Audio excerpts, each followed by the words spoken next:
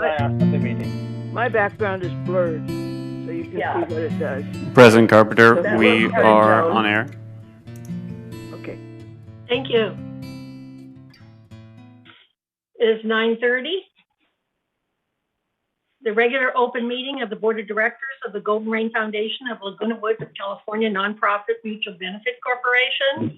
This Tuesday, September 7th, 2021, 9:30, virtual meeting will come to order. So, John, would you lead us in the Pledge of Allegiance? I will. Thank you. I don't see a flag, but I'll look for one. Pledge allegiance to the flag of the United States of America, to the republic for which it stands, one nation, under God, indivisible, with liberty and justice for all. Thank you.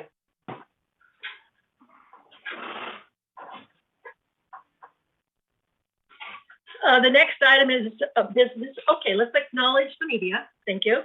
And the next item of business is the approval of the agenda. Are there any changes to the agenda? So I can see one, and that is the approval of resolution to update the committee. Basically should be added to the consent calendar 10B. Do you see that, Joan? I don't hear you. Joan? Where's the first one? Where is the, what are you talking about? It was not included in our package. So it should be an approval of committees? Yeah, the approval resolution to update the committee. It was not in our package, so we need to add it. Oh boy, we haven't even looked at it. Okay. Well, it's not going to change, so yes, it is. I guess if it's not going to change, there is a correction. There is a correction from the last time, so it will change. Okay. And okay. I'll wait until you do the minutes, and or do you want me to correct it now because it's simple? Sure. Okay, correction on 5B is page 11 of 18 of those minutes. The information under information tech, cross out Debbie Dawson's name for third. Okay. Do you find it, Cheryl? Yes, I'll make that change. Thank you. Okay, thank you. That was all. Okay. So if it doesn't change, it should be the same. Okay. Then what I'm hearing you say is we don't need to add it to the agenda, so the agenda will stay the same. And yes, I think so. Yes. Okay, thank you. So if there are no objections, then the agenda is approved by unanimous consent. So the next item of business is the approval of the minutes for July 22nd, 2021, agenda prep open meeting. Are there any corrections or deletions? So if there are no corrections or deletions, and we have no objections, the minutes of July 22nd, 2021, agenda prep open meeting is approved by unanimous consent. Okay. Next item would be the approval of the minutes for August 3rd, 2021, regular open meeting. John? The only correction was the one I just made. Yes, thank you. So we just make sure it's in there so there are no other corrections that I have. Right. Are there any other corrections? So if there's no objections, the corrected minutes of August 3rd, 2021, regular open meeting is approved by unanimous consent. Thank you. The report of the chair. I hope everyone has had a good holiday, and we have a lot to cover today. And so I'm turning it over to Jeff. And we are going to meet the managers today.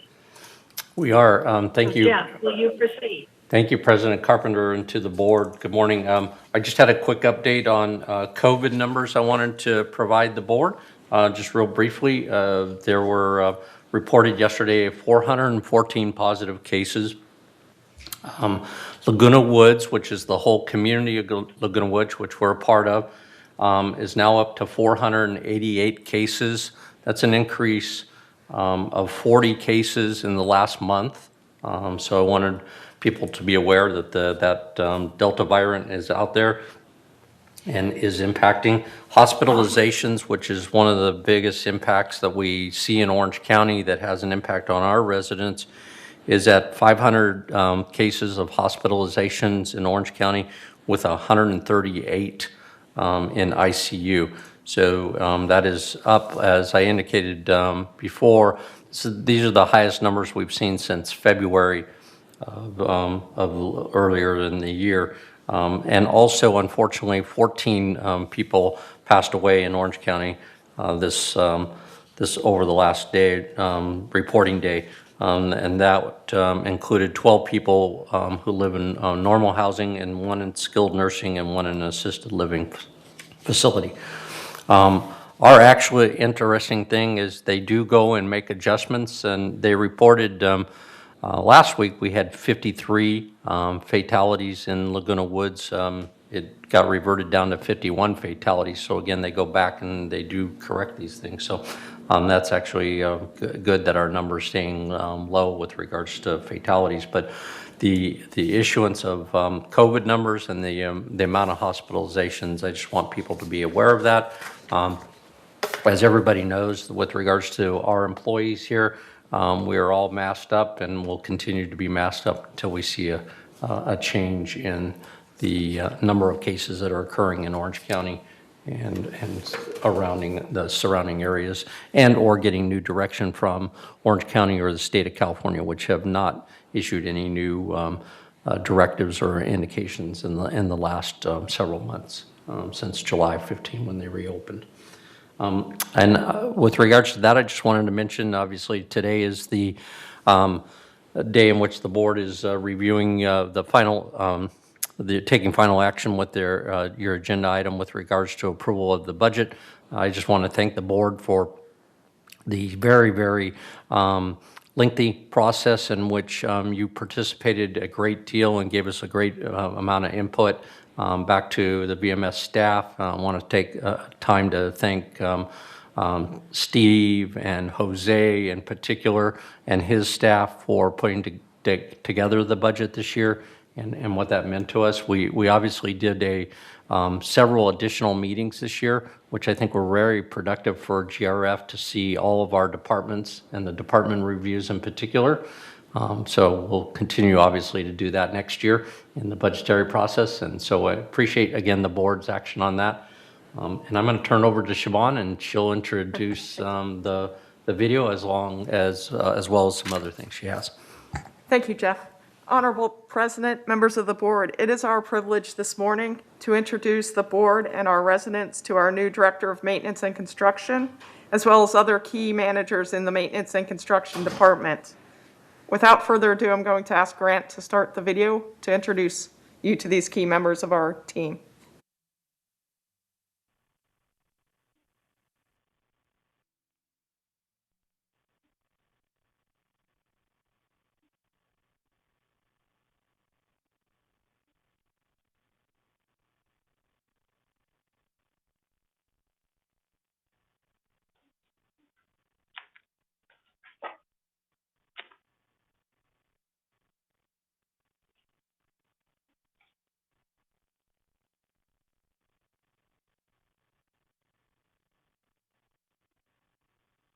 Mejia, Village Management Services Facility Manager, has more than 30 years of civil engineering experience that includes such municipal engineering fields as water distribution, storm drains, environmental compliance, subdivision, buildings, and more. Bart comes to VMS from the city of Costa Mesa, where he managed the capital improvement program as city engineer. Prior to that, he managed the Water Services Capital Improvement Program for the city of Garden Grove.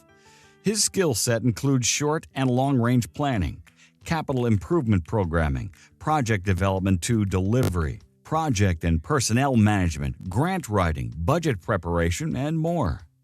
Bart manages electrical and electromechanical systems and equipment, monitors existing equipment, identifies safety and energy-related cost-benefit improvements, and provides project management of electrical-related improvements, upgrades, and construction projects for both housing mutuals and GRF. When I first visited this community, I noticed beautiful landscapes, well-maintained buildings and roads, and vibrant and active residents. This community embraces technology, promotes sustainability, and is taking steps to reduce its carbon footprint. I am happy to have been selected to this position and to continue with these goals. With your support, I hope to also apply my experience to improve in other areas such as resiliency, implementing smart energy measures, and taking proactive steps to extend the life expectancy of facilities and their components while continuing to provide unparalleled customer service. Thank you. Maria Popescu, Village Management Services' new Community Services Supervisor, has more than 10 years' experience in communications, public relations, and marketing, as well as 3 years' experience in housing solutions. Her skill set includes operations, logistics, project and budget management, and more. Prior to joining VMS, Maria was a Special Projects Manager, Logistics Manager, and Associate Director of Logistics for Illumination Foundation, a nonprofit organization dedicated to breaking the cycle of homelessness by providing housing options and navigation, behavioral health treatment, recuperative care, and substance abuse counseling. At VMS, Maria is instrumental in facilitating automation of the resales and leasing processes, which today are largely manual, redundant, and paper-based. I feel so fortunate and happy to be part of the community services team here at Laguna Woods Village. I love working with and for people. As a team supervisor, I am seeking to identify technological advancement opportunities within the department, implement automation of resale, leasing, and other department processes to the maximum extent possible, and to effectively communicate with real estate professionals and escrow officers. Laguna Woods Village residents' experience starts with us in the Community Services Department when they first purchase or lease. This first impression lasts with them forever. We have the duty to create the most pleasant, memorable customer experience. The decision to move to Laguna Woods Village was made before they meet us, but we have to make sure we reinforce that positive decision with the quality of our services. I am obsessed with the efficiency and effectiveness of department operations. I hope that my expertise in project management will improve the workflow in the department and positively impact the productivity standards, the staffing, the reporting, and company results.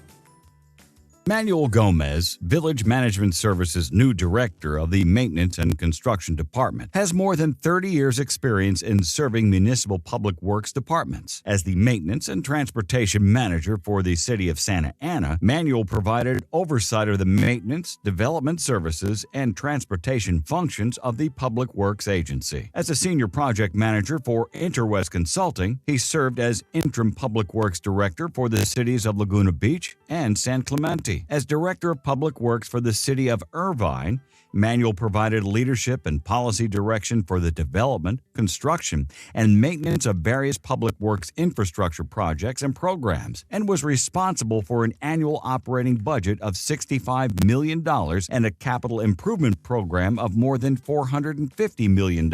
He worked closely with Woodbridge Village Association, a mutual benefit nonprofit corporation and private homeowners association with more than 9,600 homes and an overall population of approximately 30,000 residents. Manuel is responsible for VMS's enormous maintenance and construction department, which includes maintenance operations and services, damage restoration, projects division, and manor alterations.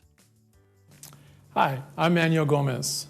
One of my primary goals as your new Maintenance and Construction Department Director is to work with our dedicated staff to enhance our customer service interactions with our residents.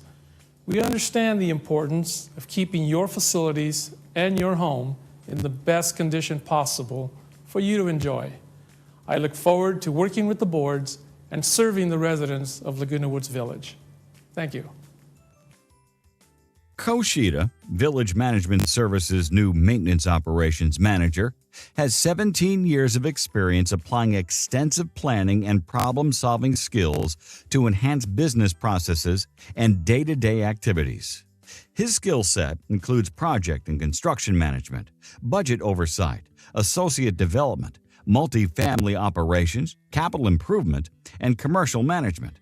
Prior to joining VMS, Ko was maintenance manager for Brookfield Properties, multi-site maintenance supervisor for City Realty Trust, and more. At VMS, Ko manages the maintenance operations division, including paint and prior to paint, carpentry, extermination, general maintenance, and interior component programs. Hello, my name is Ko. It's an honor to serve the residents of the village. I'm interested in learning from the residents and providing solutions to issues that will arise. It is my value to do the job the first time and in a timely manner. I look forward to serving the residents of the village and growing the maintenance operation department.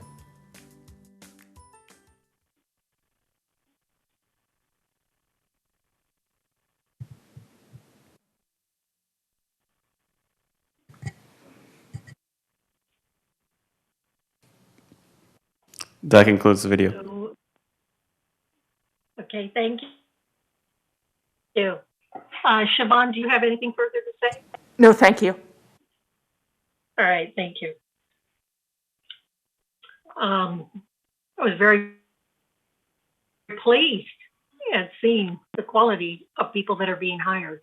And I can't help but feel that going forward, that this is going to be a benefit to our community. So the next item on our agenda is the open forum. 3 minutes per speaker. At this time, members may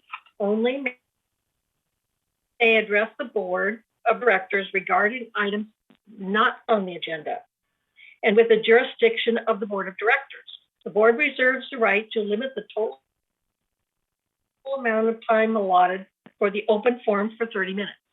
Speakers may not give their time to other people. No audio or video recording by attendees, and no rude or threatening comments to members. Members can attend the meeting by joining the Zoom link or by sending an email to have your message read during the open forum. Do we have any speakers, Grant? We do. Our first speaker will be Gloria Moldow. Thank you.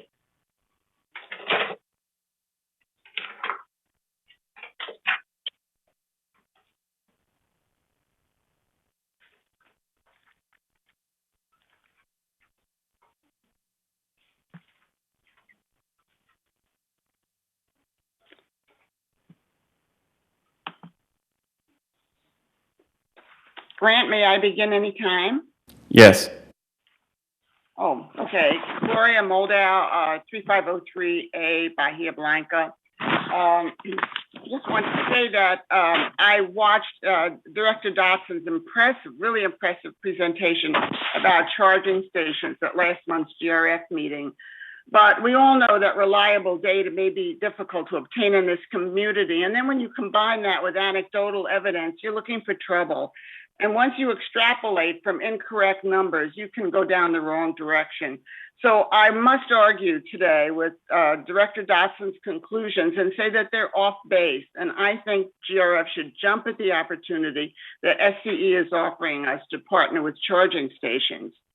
In addition to the fact that Director Dotson pretty much ignored federal and state mandates that we have to move in that direction, and the available new car subsidies bring down the prices considerably. I have four main criticisms of that analysis. Number one, the number of EV vehicles in the community are way off. Dotson relied on faulty data about the number of electric or plug-ins in the village, and so her extrapolation was wrong. the data that staff provided refers only to residents with carports who plug their cars into common area electricity. It doesn't include all of us who own electric and plug-in vehicles with garages. Over the last couple of years, I've had 4 EVs and plug-in cars, and I don't show up in any data. So just assuming that an equivalent number, and maybe even more, of people with garages own cars that require the plug-ins, it more than doubles the numbers that Debbie provided. Secondly, people are buying electric cars much more often. Debbie relied on the faulty assumption that because in the past, people have kept their cars 10 or 11 years, that they'll continue to do so. But that assumption no longer applies. About a third of cars are now leased, according to Edmunds, and that number has been rising sharply because the finances of leasing have been much improved, and all that new technology is also improved, so that I think there'll be more new EVs than possible. My second complaint is that, my third, that I want to say that older people are buying cars in greater numbers. If we rely just on the average age of residents here, which is close to 80, one would think, oh, old people aren't buying the cars, but that's not so. Because older residents are buying cars for several reasons. First of all, let me just say that we're not all old, that our community, according to census data, really 3 minutes have expired. Really? Oh, Grant, I think you counted all the time when I wasn't on. You know? I don't think you counted. Can you sum it up? Gloria? Pardon me? Please just sum it up. Yeah. Oh, sum it up. Just sum it up. Oh, Yeah. okay. I think we have to relook at the data, and I think that we should go ahead and partner with SCE, and that we've got to have charging stations now and going forward for new residents. Thank you. Next speaker is Kitty Platt.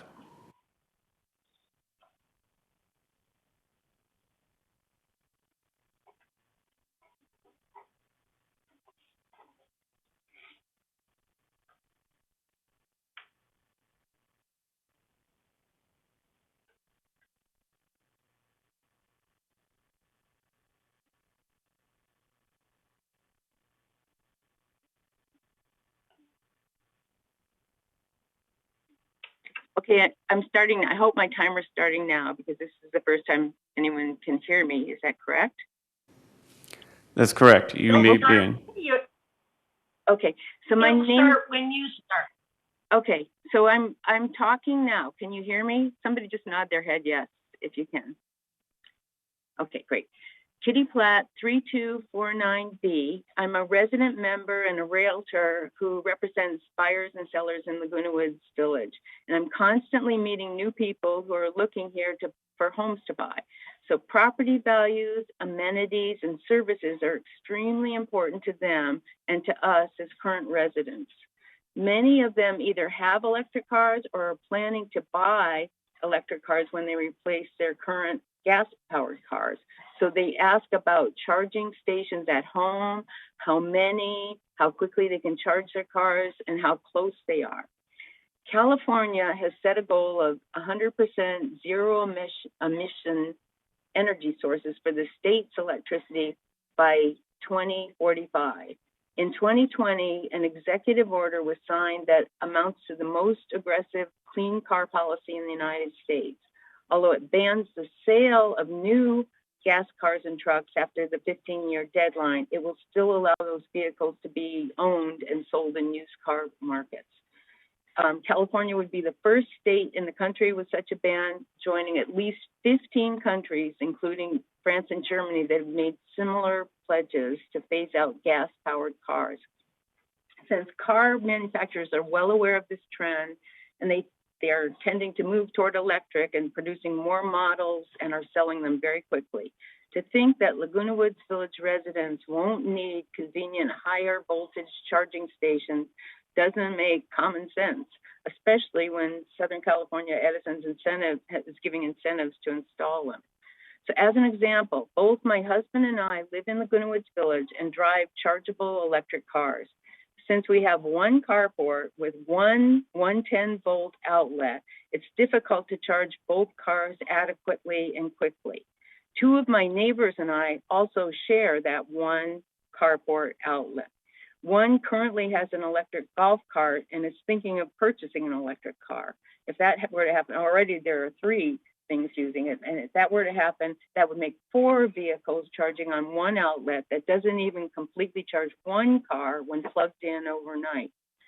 Conveniently located charge stations would be of immense value since these carport outlets tend to overload and shut off the breakers. And to think that more and more people won't be sharing these carport outlets that frequently overload is very short-sighted. So please consider adding conveniently located, higher powered charging stations, especially since SCE is helping with the funding now. Thank you.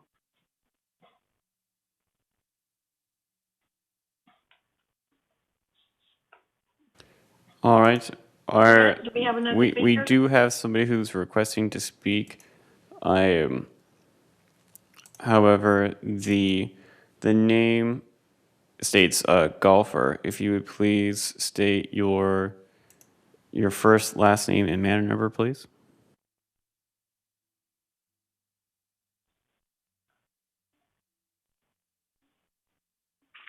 Good morning. Can you hear me now? Yes. Hear you, can't see you. If you would Sorry. please, yeah, please state your first, last name, and manor number. Yes, this is Mark Luftig in 2121C. I'd like to talk about the golf reservation online system. When it was put into place back in March, I looked at it to be prepared, and I noticed that playing as a single, which I do, you're not allowed to make a reservation. I called the golf shop and they said, no, singles can't make a reservation. All they can do is call up the morning that they want to play, and they'll try and get you out there. This is horribly unfair. Twosomes, threesomes, and foursomes can make a reservation and plan their lives accordingly. Singles can't do that. The only times that are wind up available to singles to play are either first thing in the morning, which means getting up at 6 a.m., or in the afternoons when it's very hot. And pretty soon, winter is coming, there'll be less daylight, there'll be fewer available tee times, and singles will be lucky if they get to play at all. It's not really an issue of when you get to play. It's an issue is does everybody in Laguna Woods have equal rights to the amenities of Laguna Woods? Right now, single golfers don't. Thank you.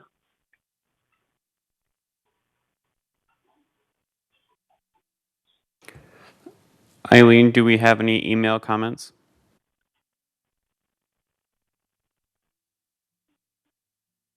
We do not.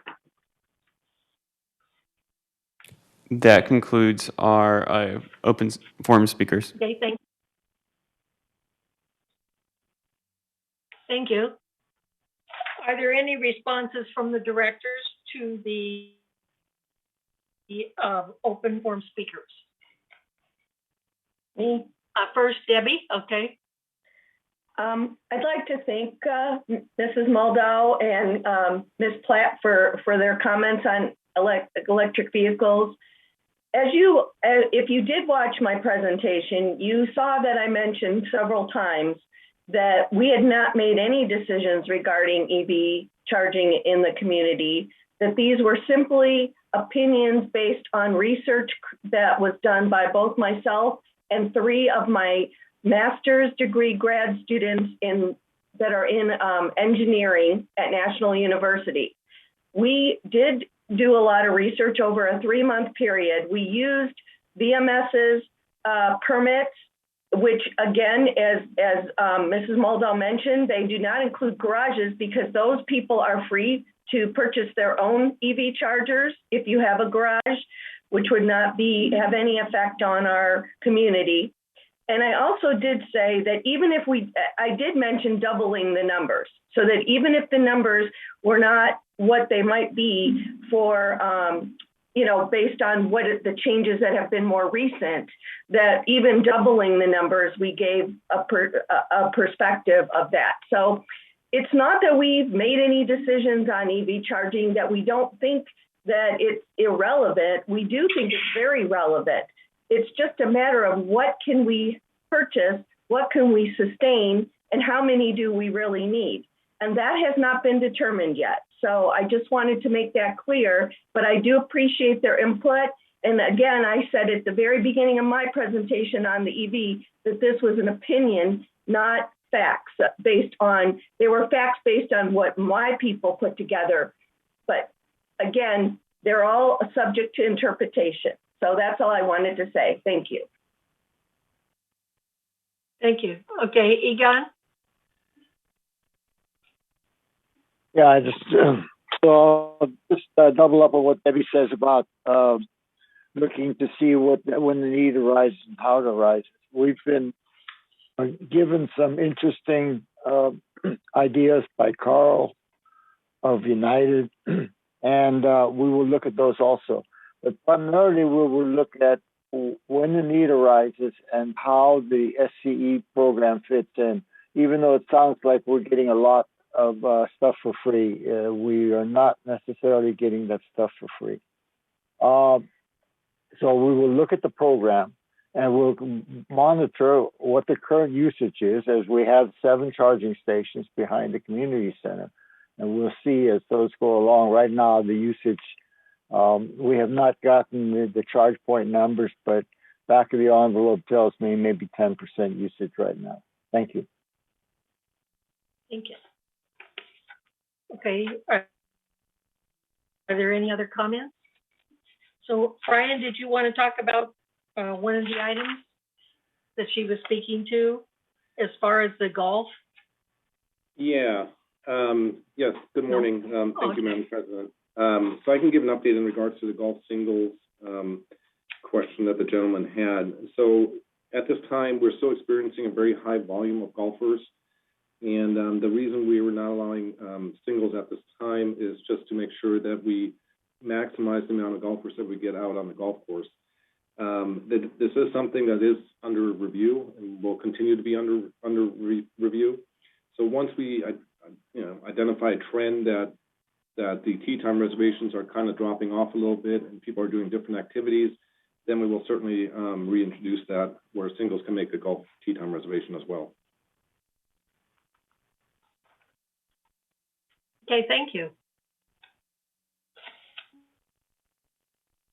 So the next item on the agenda is the consent calendar. All matters under the consent calendar are recommended by action by committees and will be enacted by the board by one motion. In the event an item is removed from the consent calendar by members of the board, such items shall be subject to further discussion and action by the board. Recommendation from Finance Committee. A, consistent with statutory obligations, the subcommittee of the board, consistent of the treasurer and at least one other board member, reviewed and approved preliminary Gold Rain Foundation Gold Rain financials for the month of July 2021.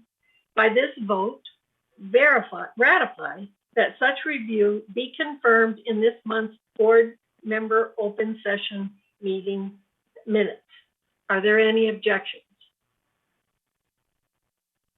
So if there is no objections, the consent calendar is approved. So the next item of business is the unfinished business. A, entertain a motion to adopt amended resolution for 2022 fee increase for lockers, golf, driving range, caterer, and storage units. And just make a note that it's September 28 day notification for member reviewing comments to comply with Civil Code 4360 has been satisfied. Joan, will you read the resolution?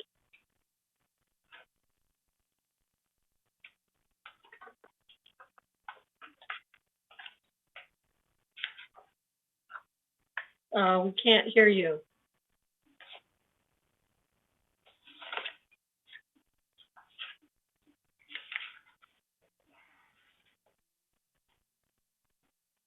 I'm not hearing you.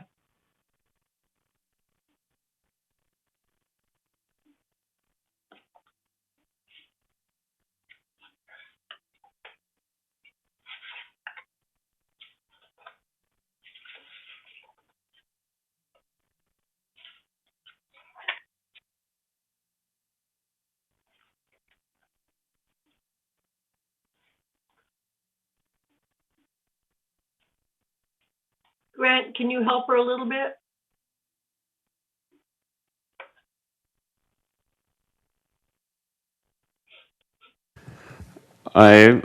Yes, I can try to reach out to Director Millman. Can you hear me now?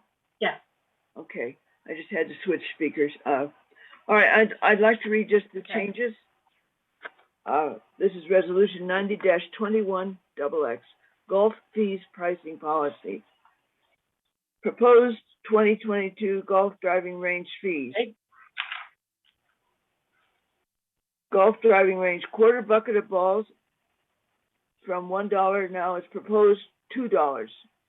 The small bucket of balls from $2 to $4. The large bucket of balls from $3 to $6. And this has been approved by the Finance Committee, so I'll read the rest of it. Whereas at the June 23rd, 2021 Finance Committee meeting, the committee affirmed the CAC recommendation of the fee increases for golf driving range beginning January 1st, 2022.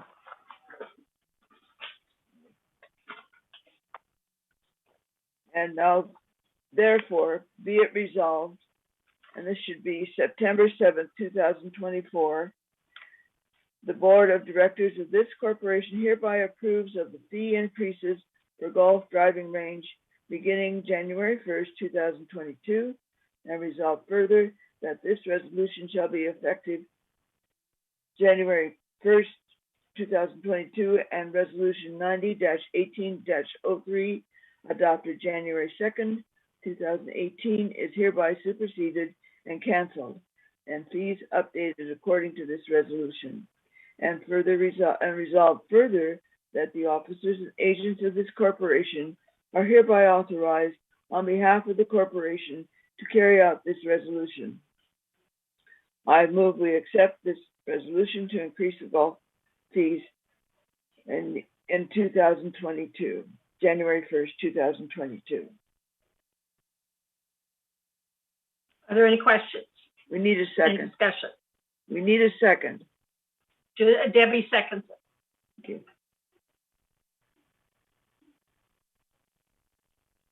Are there any questions? Yvonne? I saw your hand up. No? The only comment that I want to make on the resolution, which is actually a typo, I just want to make sure that that the residents and director know that we have not changed the green fees for 3 years. And what we are voting for is for basically in this resolution is only the change in the driving range, but the green fees remain the same and have been the same for the last 3 years. And before this, and so these other figures that are in the 2021 fee will be corrected. It's just an edit problem there. Thank you. So are there any objections to this resolution? If there are no objections, then the resolution for the golf driving fees has been approved. So there is another resolution also, Joan. I'm working on it. Oh, this one. Oh, boy. It's the catering fee. Resolution 90-21-XX 2022 catering fee. Basically, the change is increasing the catering fee per plate from $1 to $2 in 2022. So therefore, be it resolved September 7th, 2021, that the Board of Directors of this corporation hereby approves the fee increase for caterers servicing club, organizations, and resident private parties beginning January 1st, 2022. And resolve further that this resolution shall be effective January 1st, 2022, and Resolution 90-16-18 is hereby superseded and canceled, and fees updated according to this resolution, and resolve further that the officers and agents of this corporation are hereby authorized on behalf of the corporation to carry out this resolution.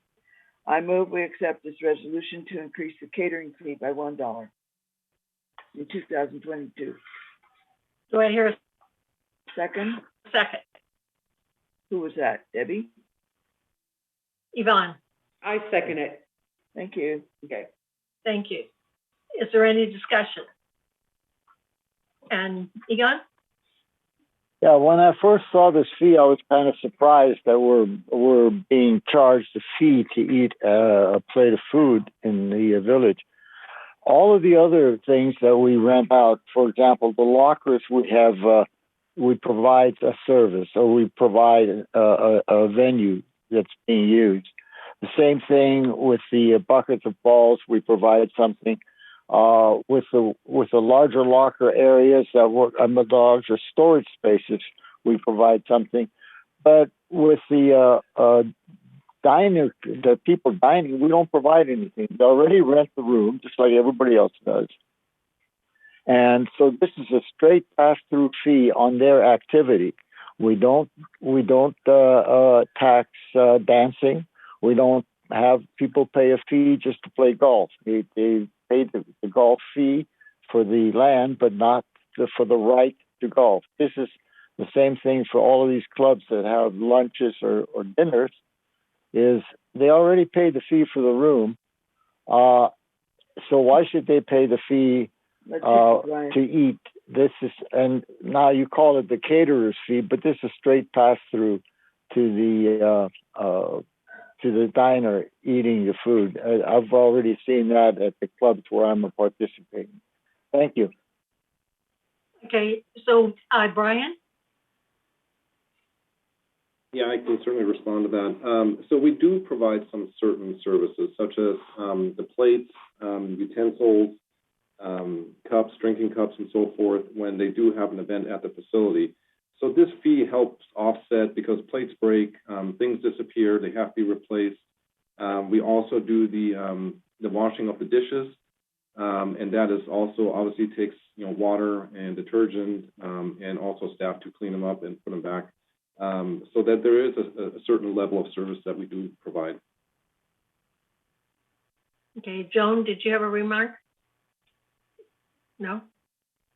Is there any other discussion? Okay, is there no further discussions, or is there any objections at this point? So there are no objections, the resolution is approved. Thank you. So there's another resolution, Joan, for the lockers. Right.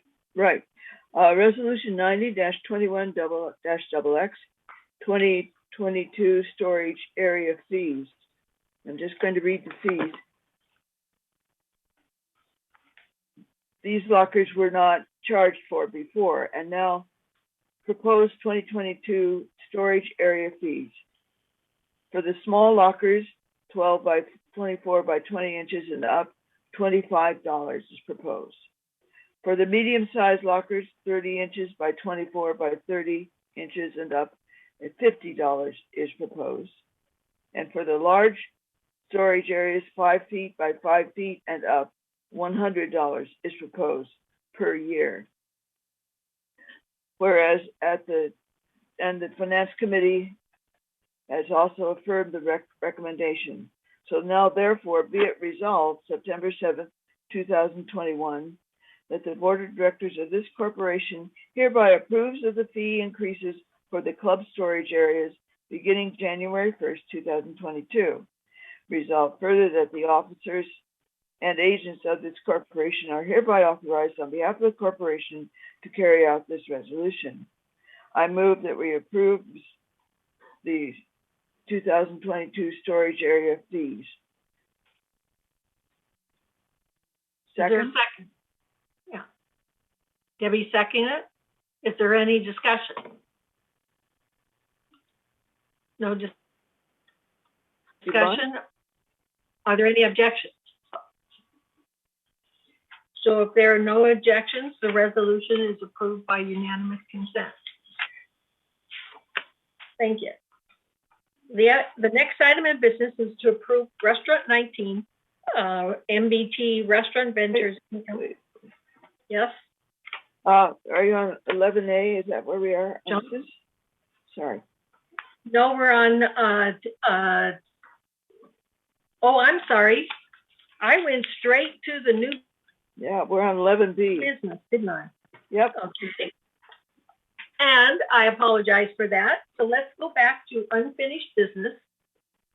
And the next item on B is to entertain a motion to approve the 2022 GRF business plan and reserves funding plan. Okay. Okay. Resolution 90-21-XX, 2022 Business Plan Resolution. Resolved September 7th, 2021, that the business plan of this corporation for the year 2022 is hereby adopted and approved. And resolved further that pursuant to said business plan, the Board of Directors of this corporation hereby estimates that the sum of $41,271,680 will be required by the corporation to meet its annual expenses of operation for the year 2022. Additionally, $2,598,144 is planned for reserve contributions and $764,164 is planned for contingency fund contribution. After deducting $1,222,656 derived from prior year's surplus and the sum of $10,168,650 expected to be received from various sources as revenue during 2022, the Board of Directors hereby estimates that the net sum of $33,242,678 will be required to be paid by the corporation members in accordance with the terms of that certain trust agreement dated March 2nd, 1964, as amended, and the bylaws of the corporation. And resolve further that this corporation shall charge each member the sum of $217.50 per month per membership of said corporation for its share of the aforesaid net expenses and reserve contributions for the year 2022. And resolve further that the officers and agents of this corporation are hereby authorized on behalf of the corporation to carry out the purpose of this resolution. I move that we approve this resolution. Is there a second? Looks like Gan. I second it. Yvonne seconded. Thank you. Okay. Is there any discussion? Joan? Yes, I just want to mention that although that sum of $217.50 looks terrible, what it really is $11.90 per man or per month, an increase of 5.8%. Okay. Further discussion, John and then Egon.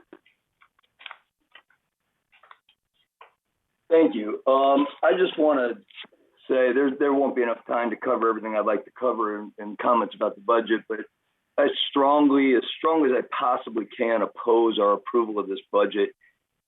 This goes back, I'll just try to hit a couple highlights and not abuse the board's time, but goes back to my getting on the GRF board as treasurer, just finding example after example of things that needed to be questioned and studied, only to find interference at every level to try to get that information I requested in order to make good financial decisions, to the point where I needed to resign as treasurer. Now, 3 years ago, I told our community that we were facing a huge financial crisis on insurance, and met with a lot of the same sort of resistance. I don't see it. I don't get it.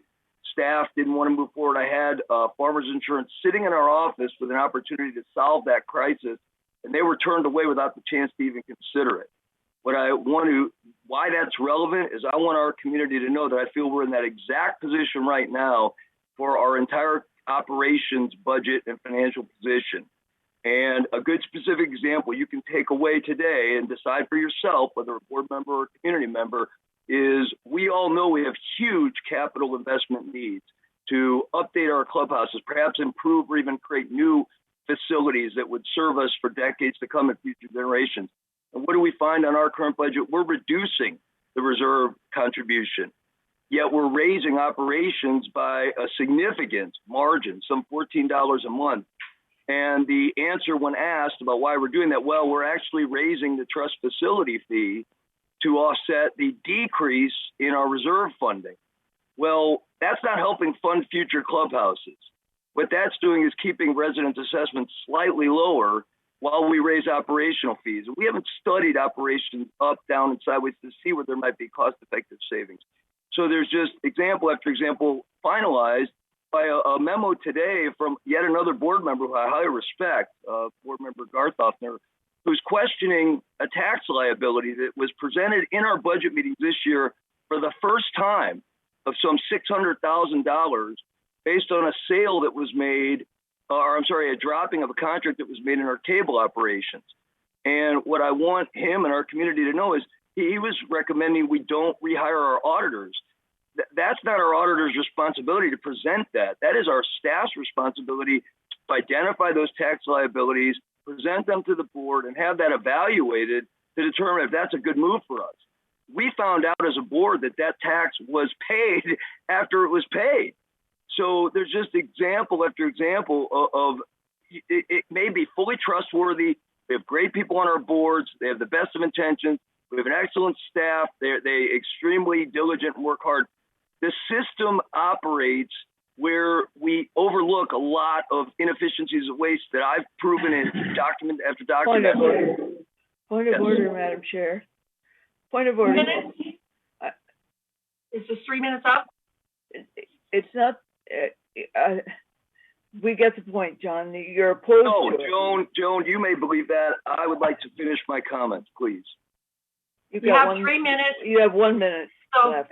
That's all I ask, is to let the community know that the only solution that I've heard in the 12 months I've been on GRF board or less that solves our financial issues is to raise costs on residents. And you're seeing it from all the mutuals as well as GRF this year. And they'll be proven right. Our staff has no motivation to lower costs. There's no incentive for them to do that. So I don't hold them accountable. We have to come up with strategies that they can then study to reduce costs or increase revenues, and we're not doing it. So I leave you with the thought that our community needs to ask these questions of our board and get board members that are committed to controlling assessments with all documentation presented, or we'll continue to have operations like this. We are facing a financial crisis, exactly as I said 3 years ago with insurance. Take it as you see fit, but $10 million a year later on insurance, I don't come empty-handed with information about financial crises. Thank you. Okay. Thank you, John. Egon, and then Debbie. Okay, as we learned during the budget process, there was a tax event that happened this year. The question is, what was taxed? It appears, although we are not given the information, as John so clearly pointed out, we were not given any in-depth information about this. But reading between the lines, it looks like the funding that people paid, including myself, okay, for broadband service, television service, was larger than the expenses. presented by those services. So therefore, the excess was taxed by the federal government and the state of California. My question is, where is the rest of the money? How much is the rest of that money? And the question is, who does it belong to? Well, it belongs to the people that overpaid on their bills. So my question is, has that money been rolled into the budget? If it has been rolled into the budget, that's called commingling, and that's not legal under any circumstances. And I know someone whose life was ruined when they did a little commingling of somebody's trust who hadn't quite died yet. And so if this is our money, that is ours being the payers of those accounts, being rolled into the GRF budget, I'd like to know about it before I vote. And I'd like it explained. Also, I think it is high time for the CEO to explain the tax event clearly, honestly, and above board. Thank you. Debbie. I just wanted to say, as you all know, I've only been on the board a few months, but I have attended all of the budget meetings for months. And many of my questions, and I had a lot of them, they were answered to my satisfaction. Nobody wants to pay more money. We did not want to raise the assessment, but of the assessment, the amount we're raising, a good percentage of that is for the insurance, which we all know has affected every mutual as well as GRF. I've asked a lot of questions along with what Egon said and what John Pearlstone said. I've asked those questions myself to satisfy myself. Do I still have questions? Of course. And that's what our job is, to do our fiduciary responsibility and to ask those questions, which we will continue to do. I just feel that at this point, we have spent months to get to today, and that doesn't mean the process stops. I'm on the budget committee, and I will continue to ask questions anytime something doesn't appear correct to me, or if I'm not able to understand it easily. I feel confident in Jim Hopkins' abilities as our treasurer, and I feel confident in the two accounting people that we have now, Steve and Jose, that they are going to do the best job that they can for us. But at some point, we have to all do make our best business judgments based on the information that we have. These questions that are coming up today, particularly from Director Garthofner, they could have been asked months ago. So I'm not sure why we're talking about that today, but perhaps there's going to be an answer shared now, and I hope so that he feels comfortable with what he's been told in the past. But I think we've had the answer to this question 2 or 3 times so far, but let's hear it again. And that's all I wanted to say, that this has not been an easy process, and we all know it's hard. Okay, Steve, do you want to speak? Yes, good morning, President Comforter and members of the board. With regards to the tax situation, specifically the business that is the GRF broadband services, that is a taxable work center. So the way it works out is we identify all the costs associated with it, that department, offset by the incoming revenues. Typically what happens is those equate to zero, as you would expect. Therefore, on a year-to-year basis, you have no tax liability. However, in 2020, a decision was made to terminate one of the channels. Therefore, it resulted in a savings of $1.5 million. So, given the fact that, again, GRF is a taxable, GRF broadband is a taxable work center, the offset to that was $600,000 in taxes. The resulting $900,000 difference, 1.5 minus $600,000, all of that $900,000 was presented to the board after year end, and it was recommended by staff to move that money into the contingency fund. That was completed in, I believe, May or June, and that money is going to be used as an offset. That was presented as part of the 2022 budget. Okay, Egon, do you have any further questions?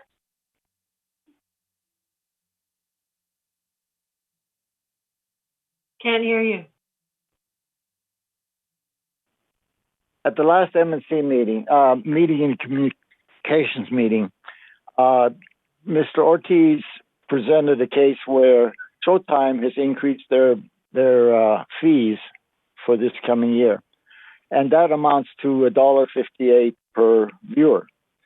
And he pointed out that they were sending out, or we're going to vote on, the approval to increase the fees by $1.58. Yet when the fees went down $1.5 million, Mr. Ortiz did not notify anyone. They did not cut the bill, which is properly what they should have done. Okay? So this is not VMS money. This is members' money that pay a fee to watch television. Okay? We're not supposed to pay more than the fee for the television. But we did. And we're still doing it apparently, so we may be doing another tax liability this coming year. So that's what when I asked for a report of the tax event, I meant layout and why was the bill for the broadband not reduced to reflect the $1.5 billion drop in expenses. This is wrong. It is not VMS money. It is not GRF money. It is the money of the people that paid into the accounts. Thank you. So, Egon, I want to ask one question. What fee are you referring to? Because cable is provided to all the residents. It's provided by GRF. And the broadband fee includes the cable. We've been told that over and over. So, Steve, can you answer that? Because I don't see that we're paying fees for our TV. I see we're paying fees for the set-top box and any additional, if we want HBO or some of that. But those are the only things that I'm paying for. But the basic TV, we don't pay for. We don't. It's all included in maybe the per man or per month, or where are those fees shown? Right. So two pieces, and you're correct in that when I mentioned the costs earlier with regards to broadband, the revenues and the expenses that are incoming. So they're intended to offset each other, and that takes care of the overall the bills for regular cable costs. So that is managed through your budgetary processes and throughout. So Egon, when you were saying that you're unaware of where the monies are coming from, so all the fee changes. So that's communicated from the cable perspective. That's communicated during the budget presentations. So when all the department managers came in and provided the explanations of all the changes, so there were surely some decreases, there were surely some increases. But those were presented again during the budget presentations. With regards to the increase to Showtime, so once again, I believe those were brought forward very recently, and members were notified of the increases. So all of that, it is, to repeat what you were saying, so the money does belong to the community, and we're forthcoming with as much information as we have available to us. So whether it be during the budget presentations or when it comes to the individual channels, those changes are shared during meetings. Thank you. So Jeff, and then Debbie. To the president and to the board members, the only thing I also wanted to mention was on insurance, which was an increase of $9.21 of that $11.90 that you're talking about. Also, you had an increase in your contingency fund. So there is actually operating wise, if you took away the contingency increase and if you took away the insurance costs, there was actually a reduction in the operating costs. On a per man or per month. So the two major points, going back to the discussion earlier, was insurance, which was a $9.21 increase per man or per month, and a $5 increase in your contingency fund. That's all I had to say. Thank you. Debbie? Yeah, I'd like perhaps Steve or Jose to just explain this one more time so that people listening can also understand this. So the total we had left over was $1.5 million in operating expenses. And because of that, we got a tax liability on this change in the broadband. I think where everybody is getting hung up on is this, what part, we paid a tax liability because we had too much money left over. And that's what this is about. Take the broadband piece out of it. That was just, it wasn't $1.5 million because we stopped buying channel 5, TV5. So explain, the $1.5 million was the whole operational budget that was left over. That made a tax implication of the $600,000. Is my understanding of that correct, so that everybody listening right now can understand that? To an extent. So when you turned off when you made the decision to cancel one of the channels, so there was a direct $1.5 million savings from that specific decision. So, and because of the revenues are established at the beginning of the year, and you cut $1.5 million out of the expense, you were left over with a surplus at year end. And as I mentioned before, given the fact that the broadband specifically is a taxable work center, that $600,000 tax that resulted from that transaction at the end of the year. So, and once again, I'll repeat it, the money came back to you, so as a community. So $1.5 million was the savings, offset by $600,000 in tax. The remainder of that savings was given back to the community. So it now resides in your contingency fund based upon a board-approved decision. Okay. Okay. So, Egon, are there any further questions? Okay, so Steve just said it. He said that it was reduced, the expenses were reduced by 1.5 million. He said, but the payment was established at the beginning of the year and therefore wasn't changed. Well, it should have been changed. Okay? It should have been changed. That's why I would like to see all of the stuff laid out for broadband, and we will see that the money comes of the excess, 1.4 million of the 1.5, because that's what the reduction is in the budget, came from the owners of this community. Okay, so therefore it does not go back to the owners in any way, shape, or form.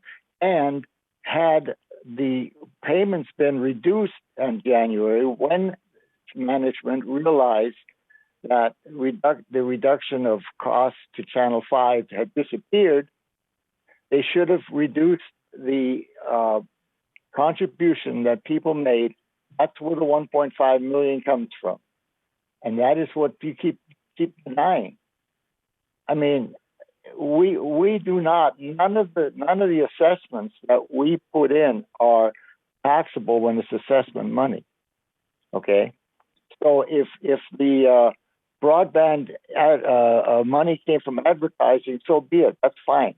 But the rest of the stuff came from our contribution. And so there's something wrong with this whole picture about not coming clean with the tax deal. And, the taxes happened way in March. Nobody said anything about that. Nobody said, hey, listen, folks, we got extra money this year. So I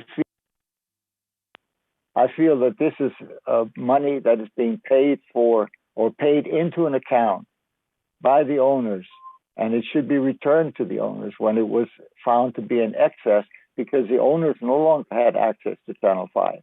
That's why the expenses were reduced.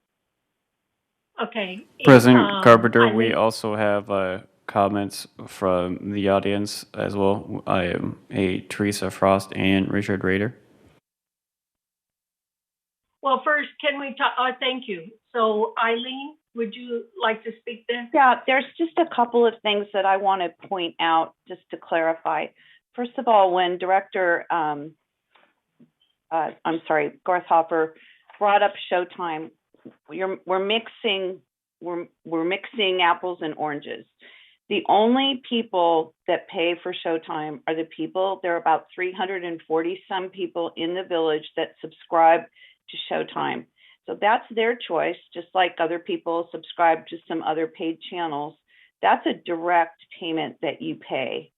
We've been losing money on that Showtime because the price of it to us has increased over the last several years, and we have not increased the prices. So I want to make sure everyone understands. And Egon, do you understand that clearly? I understand that absolutely clearly. I was just using that as a point where over $1, you get onto the media and you inform people about it, and yet over 1.5 million you did not inform. Thank you. The second thing that I want to point out, because I want to be very fair, and there seems to be so much criticism of staff, Paul Ortiz did nothing wrong. Paul Ortiz did not take this over until the beginning of this year. This is a decision that was made by the Media and Communication Committee well over a year ago, and it was also not for Channel 5, it's for Fox Sports, most of our Fox Sports West. So again, I just want to make sure that we get emotional. It's an emotional issue. I understand that it's very difficult for people to grasp how it happened. I'm going to leave it to our accountant, finance professionals to explain that part to you, but I just want to make sure that we're keeping our facts straight when we're having these debates. Thank you. Keeping our facts straight, I would like to point out I did not make any criticism of Mr. Ortiz in any way, shape, or form. I merely pointed out something that he said at the MNC last committee meeting. Thank you. Okay, but Egon, he did not tell us something. That's what I want to make sure is clear. Okay, so Grant, who are the speakers that would like to speak? Teresa Frost has a written comment. It says, should that money be used only on the area it was saved, or can it be moved to different bucket? So Jose, would you answer that? Or Steve? Sure. Just, reiterating what Steve had already commented, all that operating surplus was transferred into the contingency fund. So it is made available to GRF, and GRF has that money in the contingency fund now. So that is where the money is. It went in its entirety and stayed in GRF. And if I may add on to that, with regards to the commingling of funds, the contingency fund, where the money was moved from, that is in fact an operating fund. So I want to make certain that you have two overriding funds at the top level. You have reserve and you have operating. Contingency is a subset of operating. So by no means is it commingling of funds. Thank you, because that was one of the questions I had. How could anyone interpret the commingling of funds? Because I couldn't see it. So thank you. All right. So let's let the next speaker speak. That's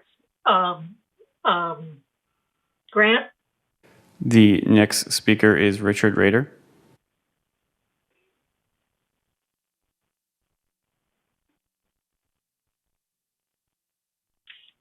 Hello, can you hear me? Yeah. Oh, thank you. This is Dick Rader. I have several things. One is, if I understand it correctly, we're taxed on the 1.5 mil. If that's correct, it looks to me like it's a 40% tax or in that neighborhood. And I thought that corporate taxes have been reduced below 40%. That's item one. Item two, would it have been possible in retrospect to have taken the monies that were in excess and spent them on, let's say, the broadcast station, on future expenditure equipment needs that we knew were going to happen in the future, in which case we would have reduced the tax liability. My last point is, all this is very important discussion. However, I don't think it should hold up the budget being approved. Thank you. Thank you. Thank you. Steve? Sure. With regards to the tax rate, the 39%, that is 30% coming from your federal, which is the standard rate, and 8.84 for state, which equates to 39 in total.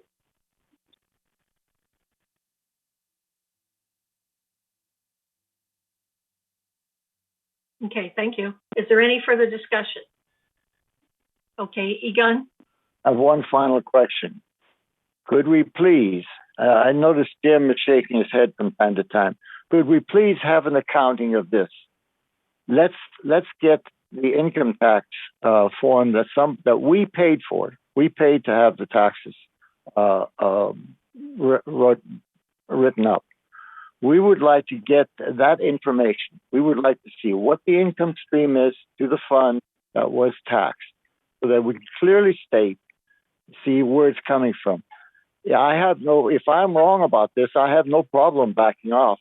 But right now, I have not been convinced that this income source is anything but the money that we contributed with our payments. So I see, and we have not had income taxes in the past. The government doesn't tax expenses, it taxes excess income, okay, or excess funds. And so I'd like to know where the excess came from. And I think we deserve an answer to that, period.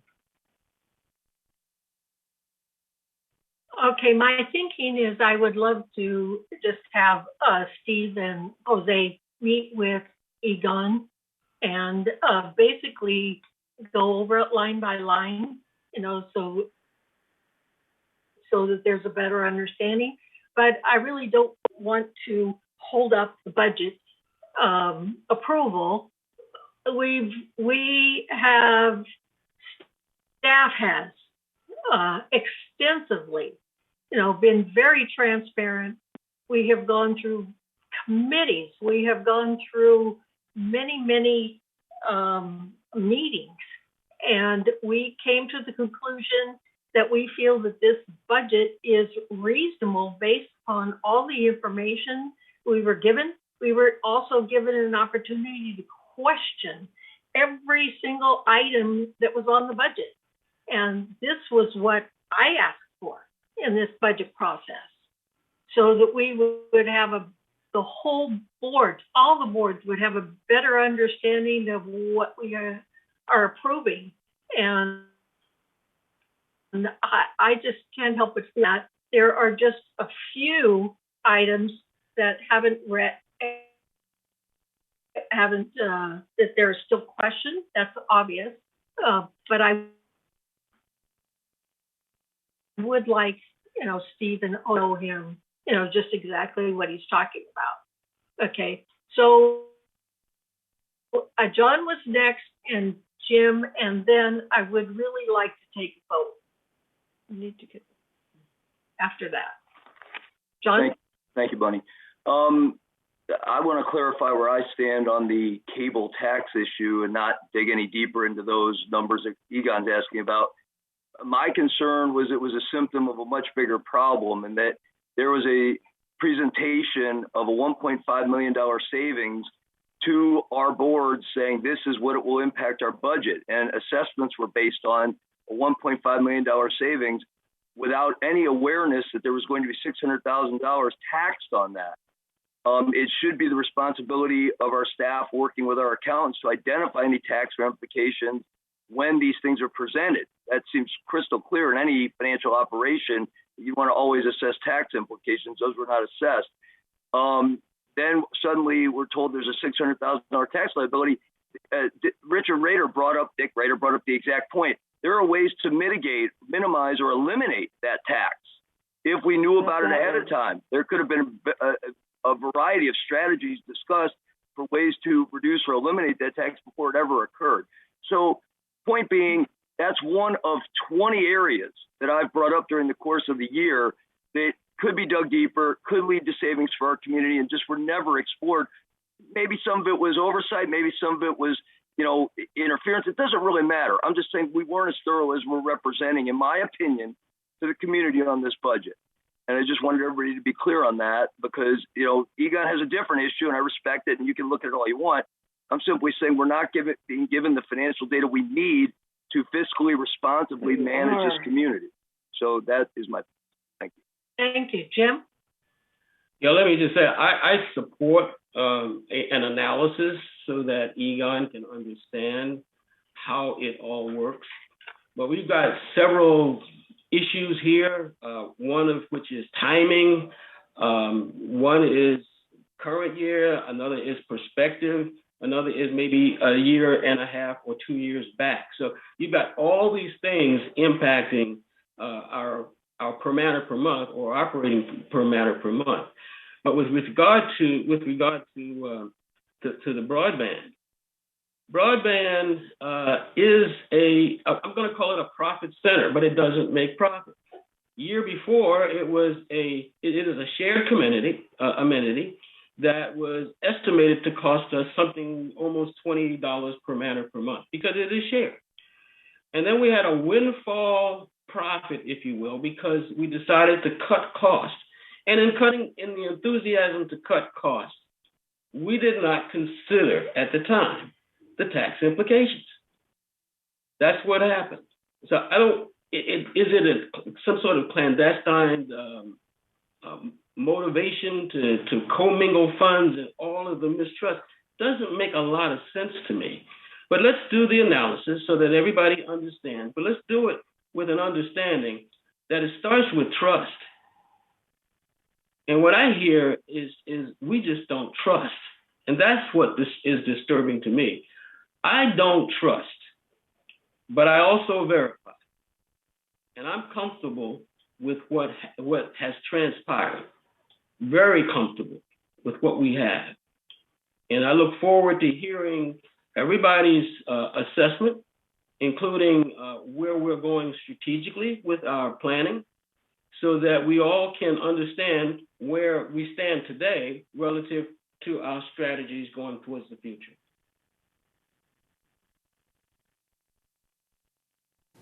President Carpenter, there is also one comment a written comment from Teresa Frost. She says, just a comment about cable fees. We do pay for basic cable as a line item in our assessments.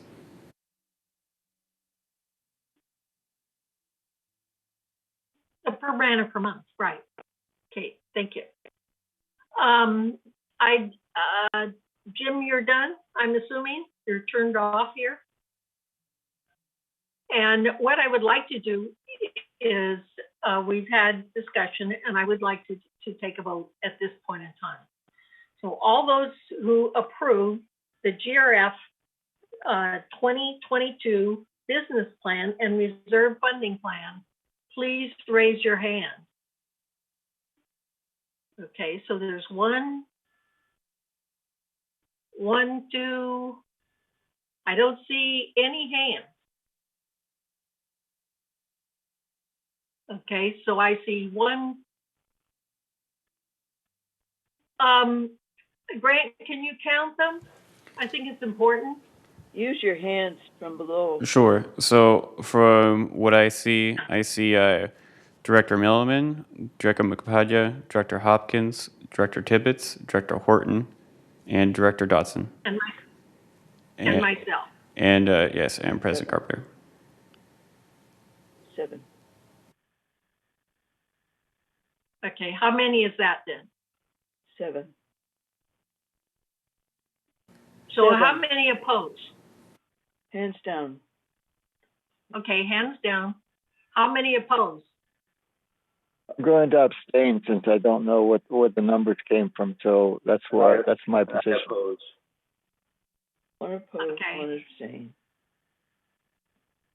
So we have 7-4, is that correct? Yes. And 5 that oppose? No. 2 opposed. 4 One that oppose? Okay. Bunny. 2 opposed? Okay. There's 1 opposed and 1 abstain. Okay. All right, thank you.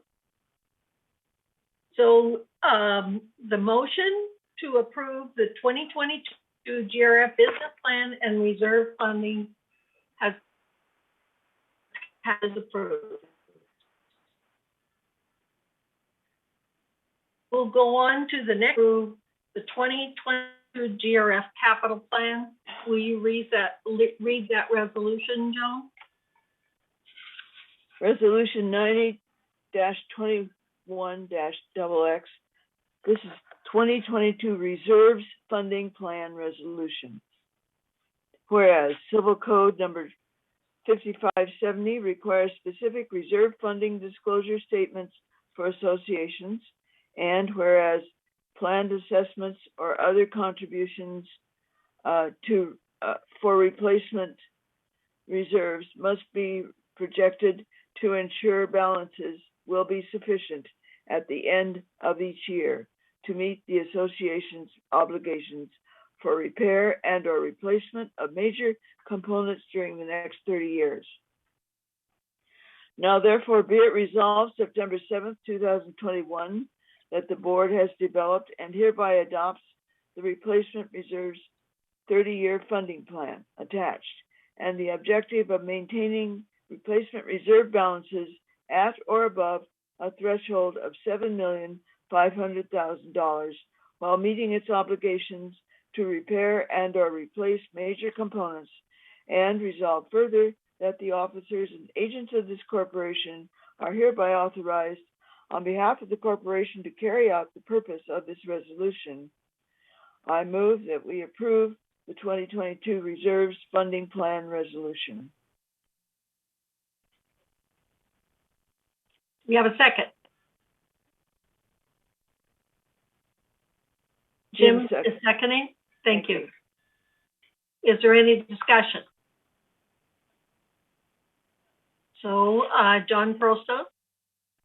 So I've outlined enough financial concerns in general. Specific concerns I have with this capital plan is it is taking the trust facilities fee, which is the fee that is paid when people purchase a manor, and applying it to essentially current concerns in the 30-year plan. So translated for those who may not be as financially oriented, this 30-year plan is basically leaving us with the exact facilities we have today. There's really nothing built in to solve what's going to happen long-term with the Performing Arts Center, what's going to happen with Clubhouse One. The trust facilities fee is a good concept. I really support using it intelligently to help build our community. I don't know that it makes a lot of sense to do it to maintain our community, which is essentially what this recommended increase is asking for, without any plan. And back to something that Director Dodson said, the questions were answered. I asked specifically in writing, what is our plan to fund facilities long-term? Got no answer. In strategic planning, we started discussing ways to take advantage of some of our assets to find funds without just asking our residents to pay more to get big projects done. But those have gotten nowhere so far simply because we're trying to work through the budget. I respect that. But now we're using some of these funds by changing the trust facilities fee that could have made a huge impact in helping us end up with better facilities long term. I also asked and got no answer to what would our budget have to look like for a zero increase in our assessment? What operations, what change would have to be made so we could see what we're paying for? And that never received a reply either. So again, the big concern I have, and then the board can consider that, is I don't have any problem with the capital funding plan. There's a lot of things that make sense. I have a big problem with using the trust facilities fee, which is our long-term future, to fund it. And therefore, that's what's created a lot of the problems with the entire budget, in my opinion. Thank you. Thank you, John. Egon? One thing that came out of John talking is that Egon. I'm speaking. We do not do planning very effectively. And when we try during the year coming up to these budget meetings, generally speaking, we run into the same thing. We'll discuss that later or something like that. So we have a very, very poor long-term plan for the village. And frankly, staff is not helping us with that, because they tend to negate our questions at the time that we push for them. So I don't have any objection to the plan as it is, but I wanted to point out that I think John is right about our lack of planning. I think we have lost President Carpenter from the meeting. We're trying to get her back on. Oh, I see she has rejoined.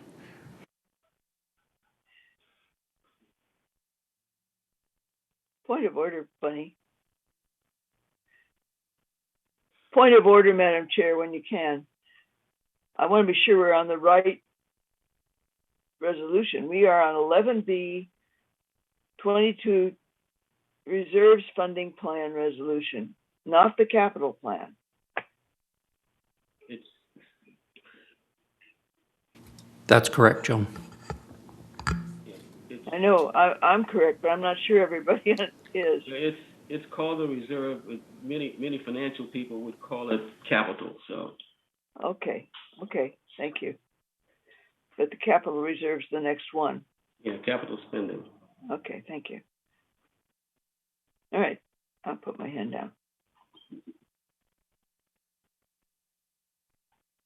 Just for clarification, Joan, what the capital plan, which is item C, is just the actual capital plan, the items, the actual, Right. The reserve resolution is part of the budgetary process. That's why it's the structure the way it is. Got it, thank you. Bunny, you're muted.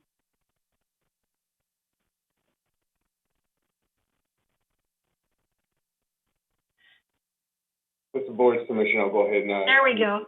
There we go. Okay. So let's go back. We need to approve the reserves funding plan. That's what we're working on. Yeah. So are you going, right. So with the reserves funding plan, would you read the resolution again for the reserve funding plan? I just read it. So we make sure that everyone understands where we're at. Okay. It's okay. All right. Okay, and we'd second it? So I got. Jim seconded it, and then John made a comment. Thank you. All right. All right. So, is there any discussion? Yeah, you've got two hands up. All right, Jose? Thank you, President. I just wanted to address some of Director Pearlstone's questions. And basically, the reserve spending plan, as we understand it today, is what was presented. This is a plan that was performed in-house. So we do go out to the facilities and make sure that everything there is in proper working order. We do have a plan as far as clubhouses and those kinds of things are concerned to go in periodically and make updates and adjustments to them. So all those funding are currently in the plan. However, Director Pearlstone talks about a couple of unknowns, and staff has heard you and the board has heard you. And to that end, part of the 2022 plans includes funding for a 2022 contracted reserve study where they'll do a little bit of further analysis and find out what more in depth is needed at those clubhouses specifically. And that's the way those things will be addressed. So I can assure you that the reserve funding plan currently, as we understand it, does have sufficient funding for the next 30 years. And moreover, we are going to engage we're going to contract the reserve study to help us out even further. And that reserve Sunday, I understand, is a little bit different than we've had before. It's like an engineering reserve study, which actually reviews the clubhouses and facilities, correct? Yes, that's right.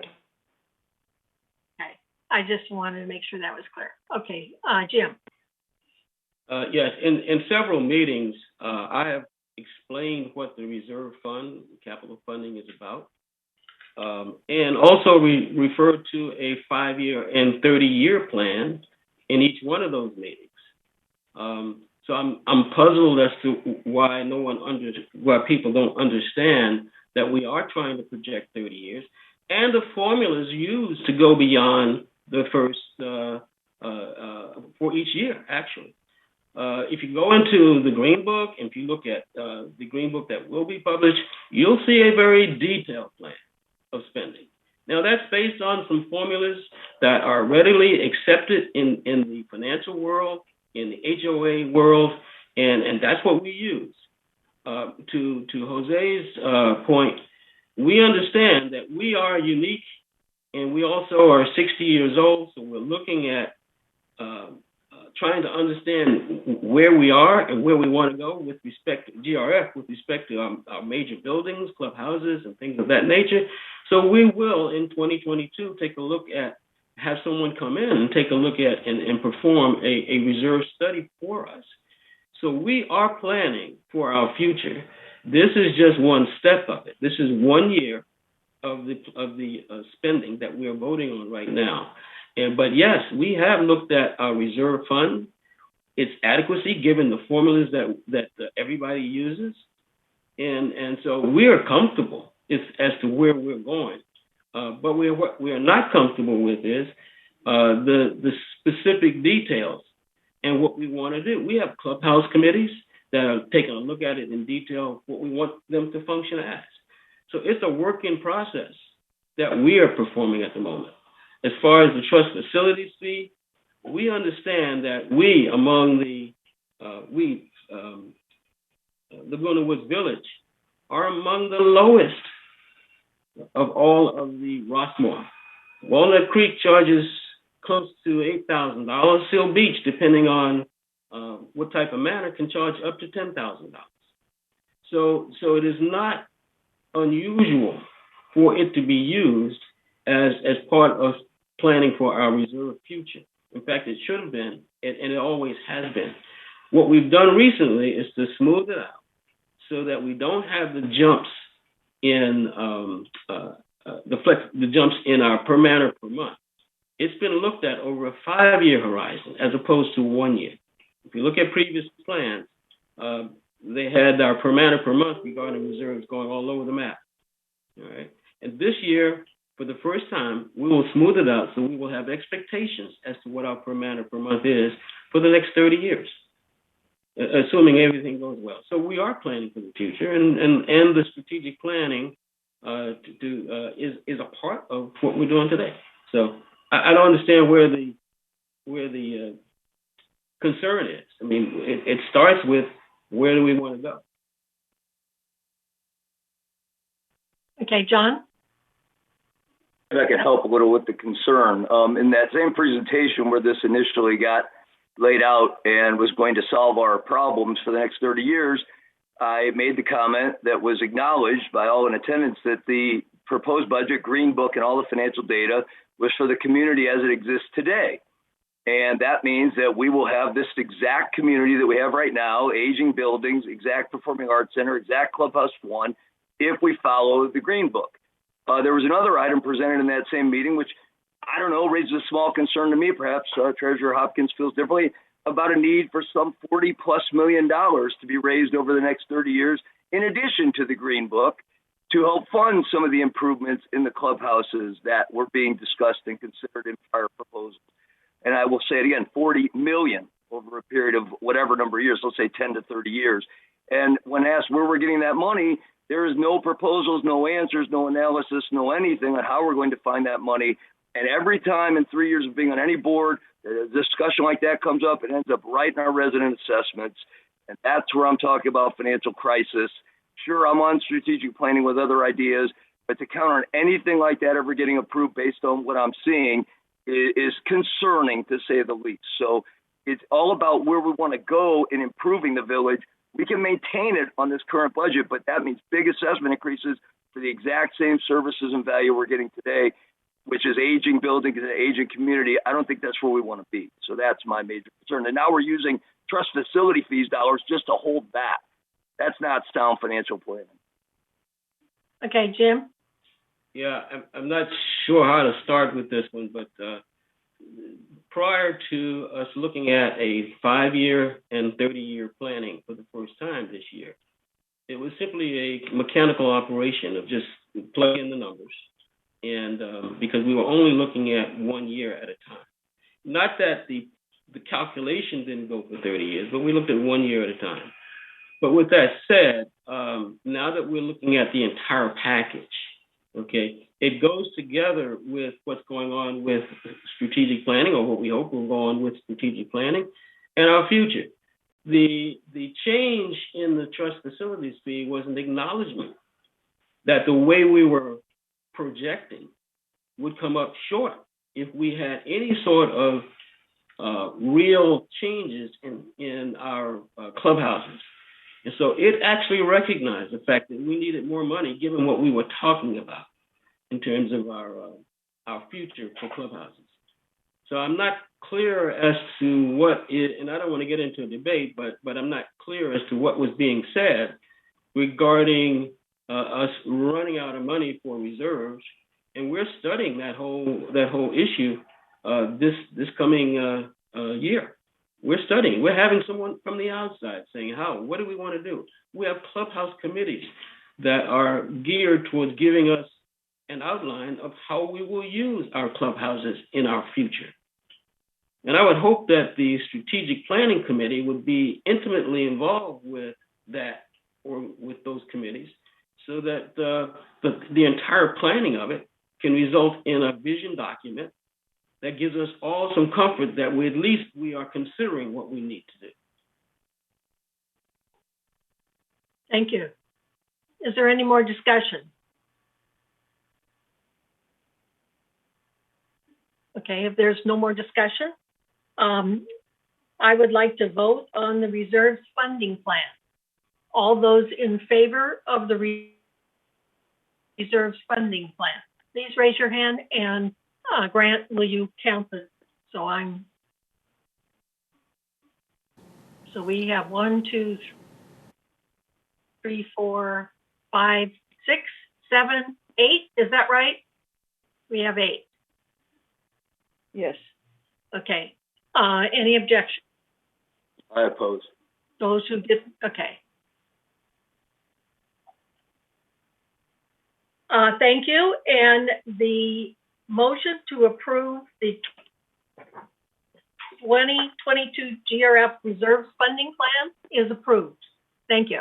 So the next item is to entertain a motion to approve the 2022 GRF Capital Plan. So Joan, would you read that resolution?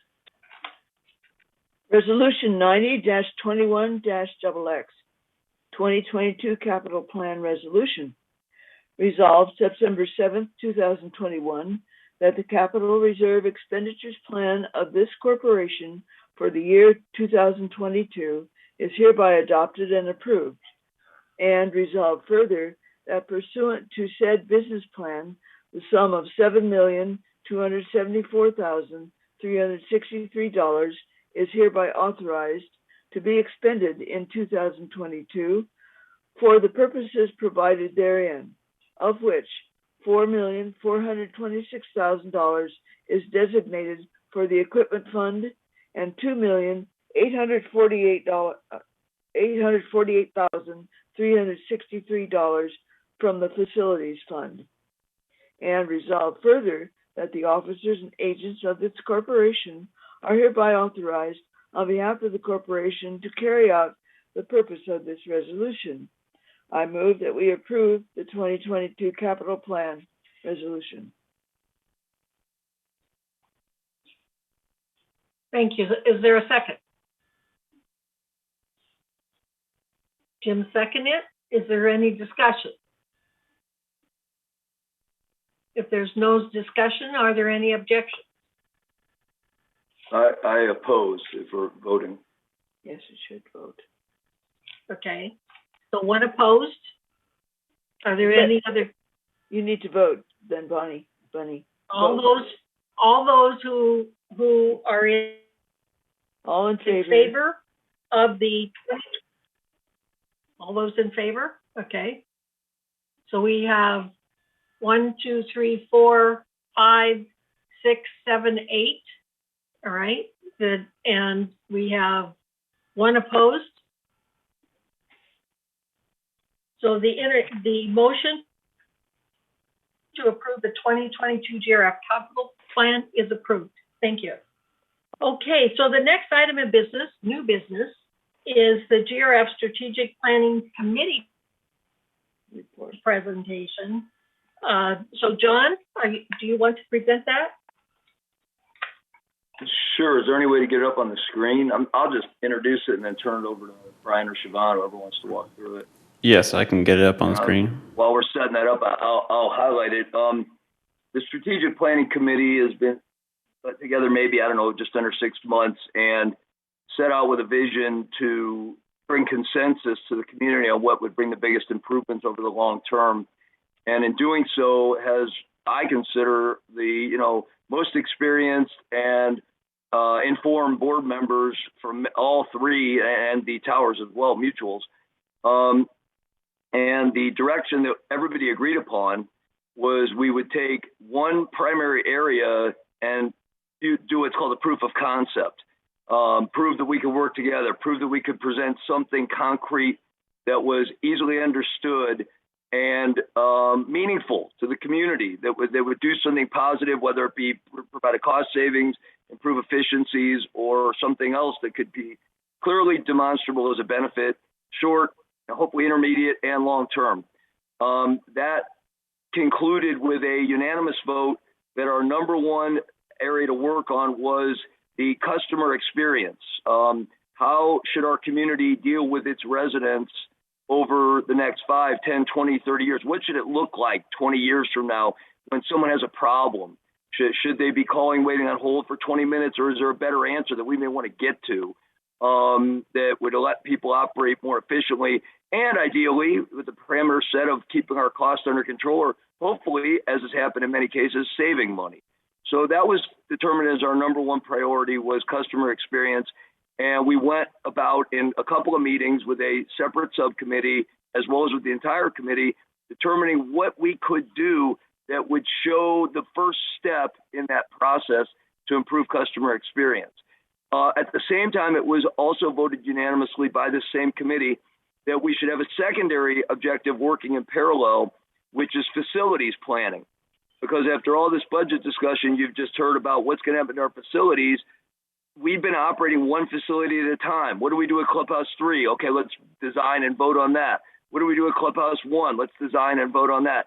When there might be integration of some of these clubhouses in terms of their functionality, in terms of efficiencies of construction, in terms of even location, that might make a huge difference. So it was agreed upon by the committee that we would have a facilities committee to start discussing what the long-range vision for our facilities in the community would look like as well. That has now also added a sister committee, which is the Clubhouse Committee.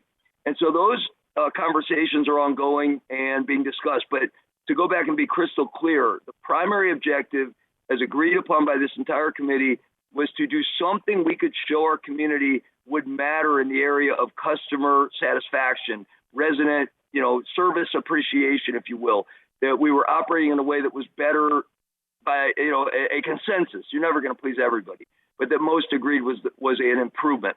And we didn't want to talk about radical changes because that's not helpful to the community. So we broke it down and said, and again, I turned it over to staff and said, what could we do that would start the ball rolling to say, hey, that is an area where customers or residents are dealing every day. They're dealing with it this way today, and 6 months from now, you can see real improvement. And the conclusion that we came up with was to take the online reservation systems that already exist, and if you're listening and if you care, make a note of that. These already exist, and simply design a way to get better usage out of those online reservation systems. So we're not trying to add anything, change anything, or alter anything. We are simply trying to get the most out of things that are already in existence, with a very common sense concept being, if we can't get good usage out of those and improve customer satisfaction, reduce cost, and get good value out of our online reservations that are already there, what hope do we have of expanding it to something much broader and bigger?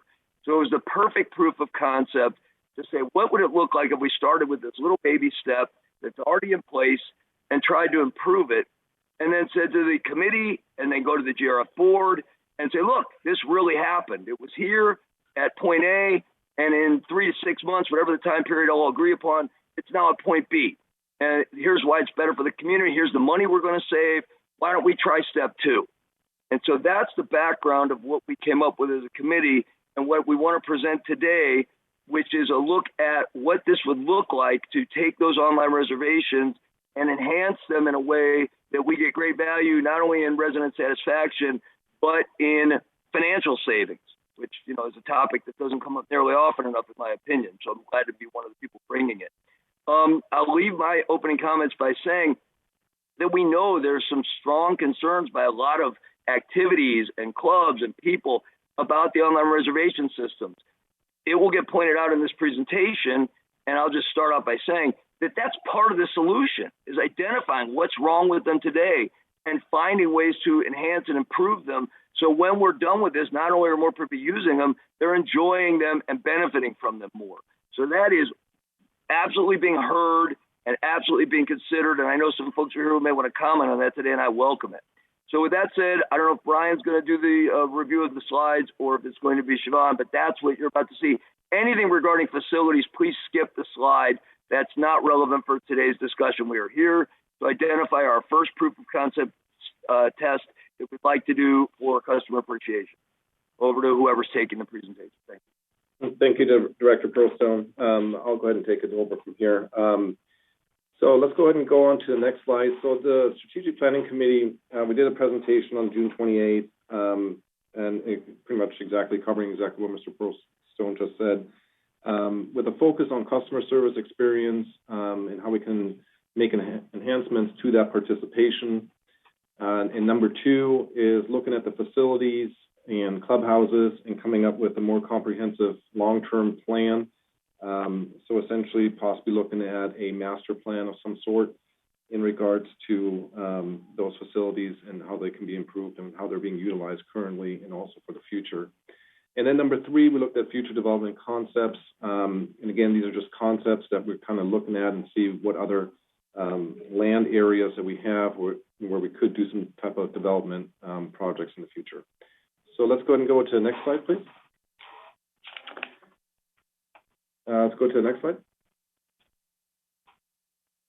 So the first thing that we looked at is resident services in regards to coming up with a structured plan where we can resolve 90% of complaints and services that, within the next 5 years. So some type of online service protocol software program that would basically utilize a one login process for all the residents. They would log in once and they would have access to the resident portal for different services, whether that's a plumbing issue, whether that's a painting issue, man alterations. So something more comprehensive that residents can log on online and have access to all those different types of services. And I think that will tremendously improve the service levels over what we currently have. So let's go ahead and go to the next slide. So the other programs that we're looking at, and these are primarily already in place. Ticket Pro would be the Performing Arts Center online ticket reservation system. 4UP is the golf tee time reservation system that we currently have in place. In addition to that, we have the point of sale for the Pro Shop that's part of the 4UP program. And the courts, which is currently utilized over at pickleball and the tennis courts, and also for Pool 2 to make swim lane reservations in the morning. And the idea between actually all of these programs, including the resident services one, is really to incentivize and encourage our residents to start utilizing these services. Simply, they're more efficient, they improve customer service, it's more customer friendly, where they don't have to, for example, come down to our facility and wait on the line to buy let's say a Performing Arts Center ticket for a performance, or they don't have to come down at 6 a.m. and wait at the restaurant 19 in order to make a tea time, for the following week. So these are all things that people can do in the comfort of their own home. And obviously that would certainly improve our service levels. Let's go ahead and go to the next slide, please. So again, the primary function of this is obviously we are going to have some residents who are maybe not as tech savvy as some other residents.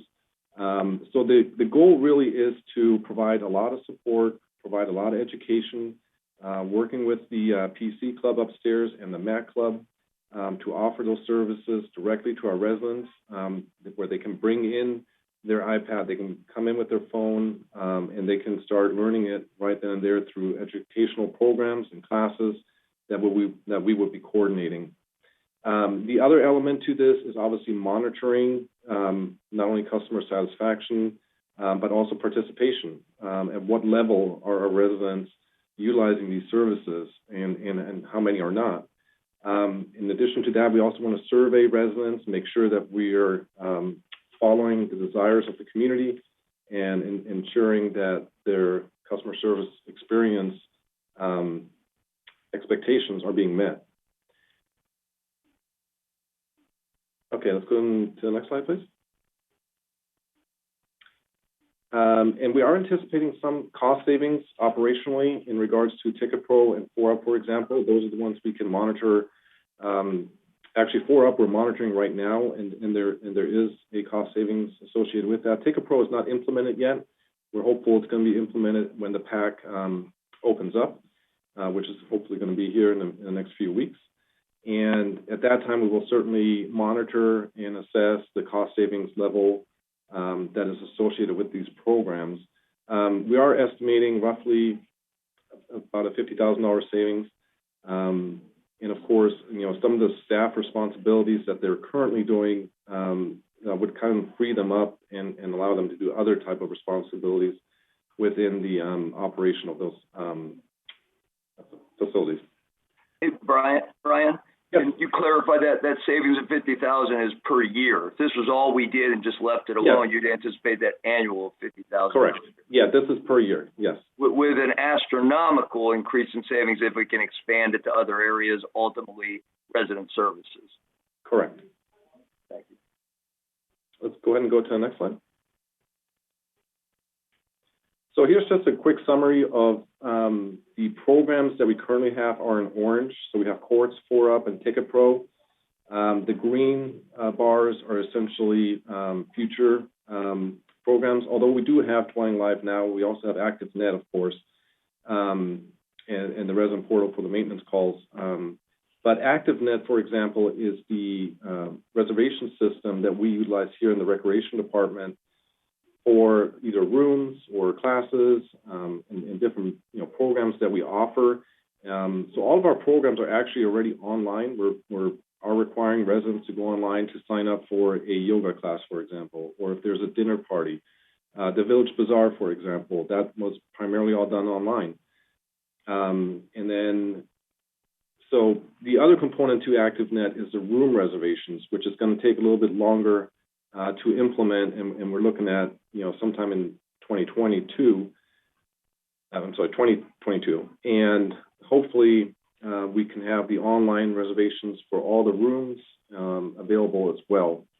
And then Dwelling Live, again, working with the IT department and resident services and getting that implemented further, in addition to the resident portal. And I mean, quite honestly, the whole resident services portal software program is going to be obviously more of a long-term. That's something that has to be developed and probably be customized to our needs here within the community. So that will take probably the longest out of all of these. Nevertheless, it is something that we're looking to do, at least proposing to do, and moving forward with that. So let's go ahead and go to the next slide. I would shut it down there. Do you have any summary? We're not going to talk about facilities today. Okay, we can go ahead and conclude the presentation then at this time and address any questions that people may have. Grant, can you go back to the slide that shows the timeline? I think that'll be really helpful for people to have that in front of them as we're talking about this moving forward. And before I know there's at least one question, I'll turn it back to Grant to ask them, but I would just add the comment that was kind of made, but let's stress it, that these things already exist and may or may not be the right answers long term. Is Courts or 4UP going to be our software of choice 5 or 10 years from now? We don't know, but they're in place. Let's maximize them. Let's learn what works. Let's learn what doesn't. Let's get the community educated. There were some great recommendations from our own board members on how to educate a concierge service where there would be, once things open up, again, we have to be clear about this, but there would be a staff member available in the community center on designated hours every week that someone could walk in and they'd walk them through how to do it. There would be somebody online waiting to answer chat. I don't remember, Jeff, you might want to chime in with a quick comment here. You had a lot of this on your plate. But I think they were going to come in and they were going to come into a chat room once every couple hours and see what questions have been asked to be answered. Just anything we could to be more interactive so people felt like they could try online services and see if we get anywhere with it. But Jeff, let me get you to share a little bit of your feedback on this, because you were way bigger in designing it than me. And where it might benefit us to take this step. Thank you, John. I think So, if I may. go ahead. Madam Chair, just to add to what John was talking about, clearly what we know, and I know there's a couple people that want to speak, is that we need to enhance these service levels with regards to anything that we have online system. As an example that we've talked about a lot, Dwelling Live does a lot of things for us and a lot of tracking for us. But one of the things that it doesn't do a good job right now relative to phone calls to resident services is people are still calling resident services, which just translates calling the security at the gates, and that is to get their family members in or somebody into their units to get that pass, where if they just went on Dwelling Live and used that system, it would save all of the phone calls coming in, which would save the man hours to address phone calls. So that's where we would potentially anticipate seeing some savings down the road in not having to answer as many phone calls. Same thing with all of these electronic systems. If we have less man hours associated with the activities, that ends up being a savings, or if not a direct savings to the operation, it allows those same hours to be used on other activities that may make us more efficient there as well. So it's an important thing for us to keep looking at how we can enhance those activities, as long as there is support for moving forward with those activities. That's being the crucial part coming from the boards. That's it. Over to you. Okay, I want to make a comment. Okay, so we're open for questions. Yes. The question has never been that these activities are not important. They're all important. My issue with this is we have problems right now, especially with courts. The many emails going forward saying we've got to eliminate, courts. Okay, that is an issue for recreation. So just on that chart alone, okay, there was mixing recreation, broadband, and Dwelling Live, which we already know that Chuck is already working on. Okay, Chuck is already working on the education part, all of this part. And we know that Eileen is going to be working on the website and the portal and all of those things. So my issue is, why does strategic planning going to monitor over these other departments, which we have committees for, that will be working actually directly with those people? So I'm all for what you're talking about. We need it, but I would like to see it in the proper committee that's going to be doing the work that will help enhance those programs, instead of trying to give a strategic planning committee something that they really don't have all the expertise that the specific committees have. So is there any other comments? Egon?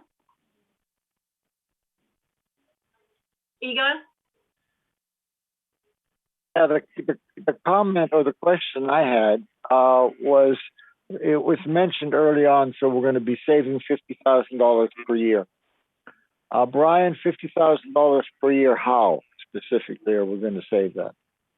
Is there going to be less people working to do the same things, or what's the plan? Yes, I mean, yes, but by being more efficient with the online services, there could be a reduction in staffing levels, or as Jeff has mentioned, we can utilize those staff to do other operating procedures, and obviously reallocate those resources to a different part of the operation to help offset and make improvements and efficiencies and offset some of the costs.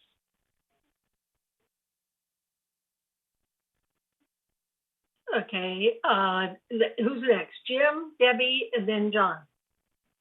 Yeah, I've expressed this before, but I'm not sure what concept that the committee is attempting to prove. This seems to be more of an operational endeavor that should be divided, as Bunny said, among several different committees and or staff members.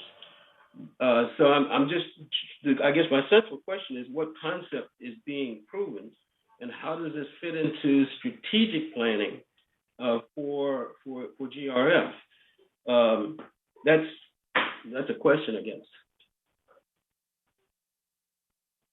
Okay, Debbie? My concern is that, there's a lot of things that were just said here that are already being done by other committees, to Bunny's point. There's not any there's been no communication from the strategic planning committee to reach out to the other potential committees that might already be well underway in looking at these things, such as the ITAC, which we're looking at the overall picture. The other thing with regards to education and training, there's stuff happening on that front being done by media and communications.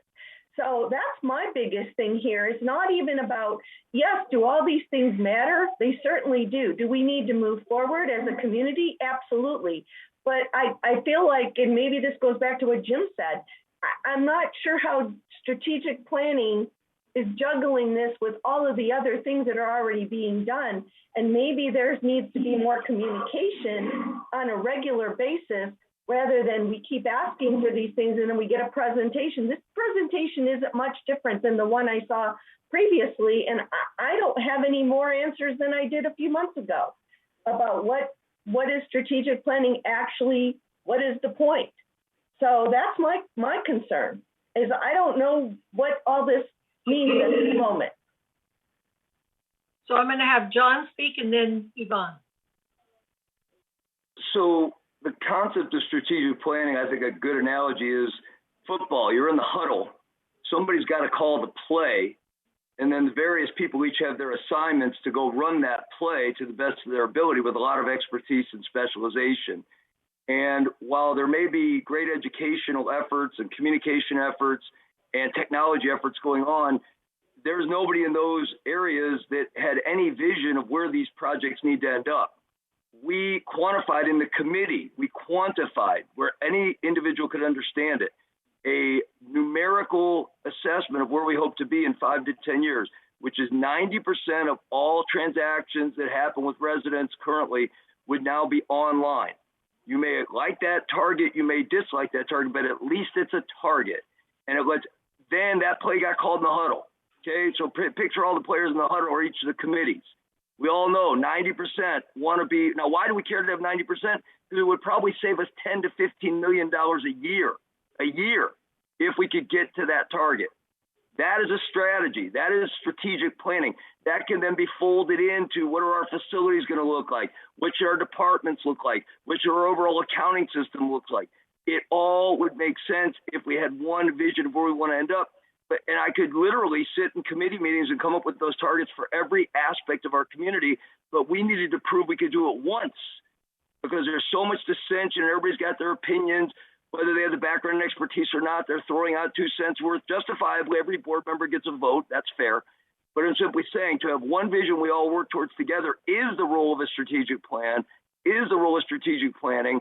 And I would turn it back to my fellow board members and say, if we produce 90% of all resident transactions online, how do you not see how that affects everything that goes on in our community in a hugely positive way? Whether you think we can get there or not, that's a different discussion that the committees have to then come back and tell us. We studied it, we can't. So let's revisit the goal. But that's what the people with the coaching headsets have to do is say, what's the play we're trying to run here? One other comment for President Carpenter that I think could solve our problem. Again, strategic planning just wants to have those voices with all the key players in the room to call the play. We don't need subcommittees to go do the work. You're right about that. And so if we can somehow create a terminology or a structure you're comfortable with, where it's literally just to present a vision of where do we want resident services to be, for example, we don't need a subcommittee. It then could then go to CAC or wherever you want it to go. And they can do the work to meet their component of getting in the end zone of which we all want, of 90% of our resident transactions being handled online and millions and millions and millions of savings being achieved and a happier customer base all accomplished at the same time. So I hope that at least gives you the ammunition you need to restructure it. I've never been against, about abolishing subcommittees. We probably just should have named them differently. They're not designed to do the work. They're designed to give a vision that's a consensus from all our boards of what is the target we're aiming for in a particular area. And I could see doing the same thing in facilities. We want X, Y, and Z facilities plan executed, and we hand you an outline. And then every committee can go and do their work, M&C and anybody else in finance, and say that's a great vision, but it ain't going to happen, or that you could do even better in this area. That is a top-down structure. It leads to outcomes that we all benefit from if we start with one unified goal that we can all agree upon. The committee said 90%. It was a unanimous vote. Wasn't my, guidance. It wasn't me just saying, what do I think sounds good? We talked it out. We know it's ambitious, but it was a starting point that could then go to the various experts and they could tell us what they think. And it could come back to the strategic planning committee to then say, great, here's what we can do, here's what we can't do. What's the next play call? Go to your work committees, let us know. We'll get to the outcomes we're after if we work together like that. Okay, John, there are some other questions, but I'm still asking why strategic planning when all of these things are actually going on? We want to do those things. We are doing them. We do have a goal. Already we have a goal. That's why okay, so let me tell you what's going to be happening in Eileen's area. She's already budgeted this year. We've budgeted for next year to do a website. So that's the goal there. We have the ITAC committee. Everything that you're talking about, for ERP and getting online and everything is all going to be worked on in the ITAC committee, but the ITAC committee does not report to strategic planning. So we have to have a general plan with a vision and a goal, and we also have to have cost estimates for us to get there, and then strategic planning helps us to get there. So we have to figure out what that general plan is, and we have to know what the overall goals are, and we also have to get the buy-in of GRF and the corporate members in order to go forward. It's not just the committee that can decide how we're going to go forward. So it was always clear, to answer your question, it was always clear that anything we proposed had to be approved by the GRF board, which is why we're here today. Further adding, there are multiple officers from the mutuals, the corporate members, as you said, that are in strong support of this, and presumably they're going back and talking to their membership. But again, it was going in front of the board from beginning day one. Nobody said, let's just jump on this and go ahead. This presentation had to happen. To answer Debbie's comment, I just didn't feel like presenting it until we had our consensus in our committee, which we did not have. Now we do. Now we're presenting it. We'll see where it goes. But I'll leave it to the committee. I've said my piece. I'll leave it to the board. If a website is a goal or 90% use of technology for customer service, generating tens of millions of savings is a goal. That can be a decision each member can make about which will take our outcomes further. And depending on how it goes, we'll see where strategic planning goes. Thanks. Okay, Debbie and then Jim. What I want to say is that what happened to me? Oh, I'm sorry. I didn't mean to ignore you. Are you next? Give on next. You said that before. Okay. Be quiet. Yvonne. I've listened to everybody, their comments about, and I have one question. Where is the social aspect of all of this? We're all going to sit at home, pound on our computers, make an appointment, go out, play our game, and come home? I don't think that that's what this particular community is all about. And that is my comment. Okay, thank you. Debbie? that all the committees and ITAC and media and communications, we're already working towards technology-based solutions.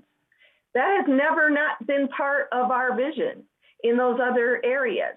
So just to go to the 90%, I don't think anybody here is opposed to that. We need to, in order to save money, that we have to use more technology, okay? But John, maybe you fumbled the ball with this. You want to use football analogies? I mean, I don't feel that I got what I thought I would get out of what's coming. And I've talked to other members of the Strategic Planning Committee from other mutuals. I've heard, I'm not opposed to what some of the ideas are. I just think that we're already working towards these same goals in a vacuum. Each silo is already working towards these same goals. So I don't know what value strategic planning has in relationship to what's already being done as visions of these other committees. Okay, Jim? Yeah, let me pick up on what Debbie said. And I think for me, the whole problem is how we define or how strategic planning should be defined. And I think the football analogy that John brought up is actually perfect, because he took the football and condensed into one play. When strategically, I think the management in a football team will be looking at the season and maybe the next 5 years, as opposed to the one play. And so what I see here is an example of one play as opposed to a strategic plan. Now, this one play may be a part of a strategy, but it doesn't seem to be the plan in and of itself, or even come close to being a significant part of the plan. President Carpenter, we do also have resident questions. All right. All right. The first person to speak is Joseph Italiano. Okay.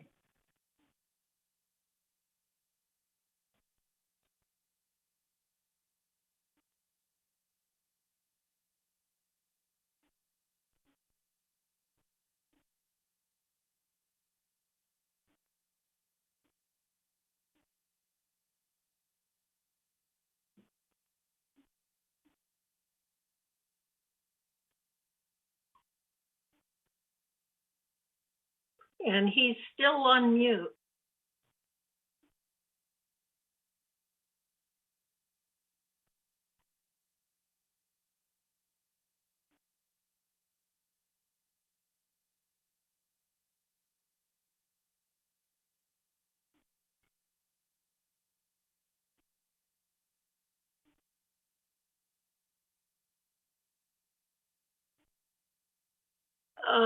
Did he go away?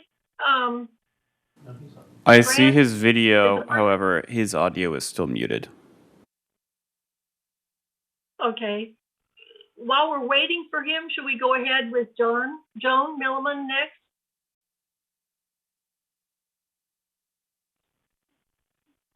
Yes, I just want to say, it seems like maybe the committee should be broader, bigger. Since corporate members are going to have to decide eventually what the general plan is, why not include a larger group at first and make some broader plans, still including the improvements that are suggested here.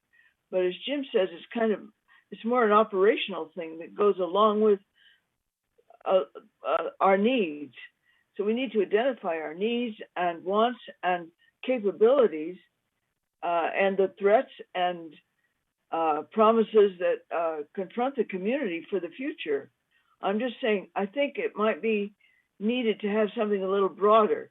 I think John's idea of proving that this can work is good, because we can get right down to the nitty gritty. But as far as making a strategic plan, I just would like to see it in a broader concept.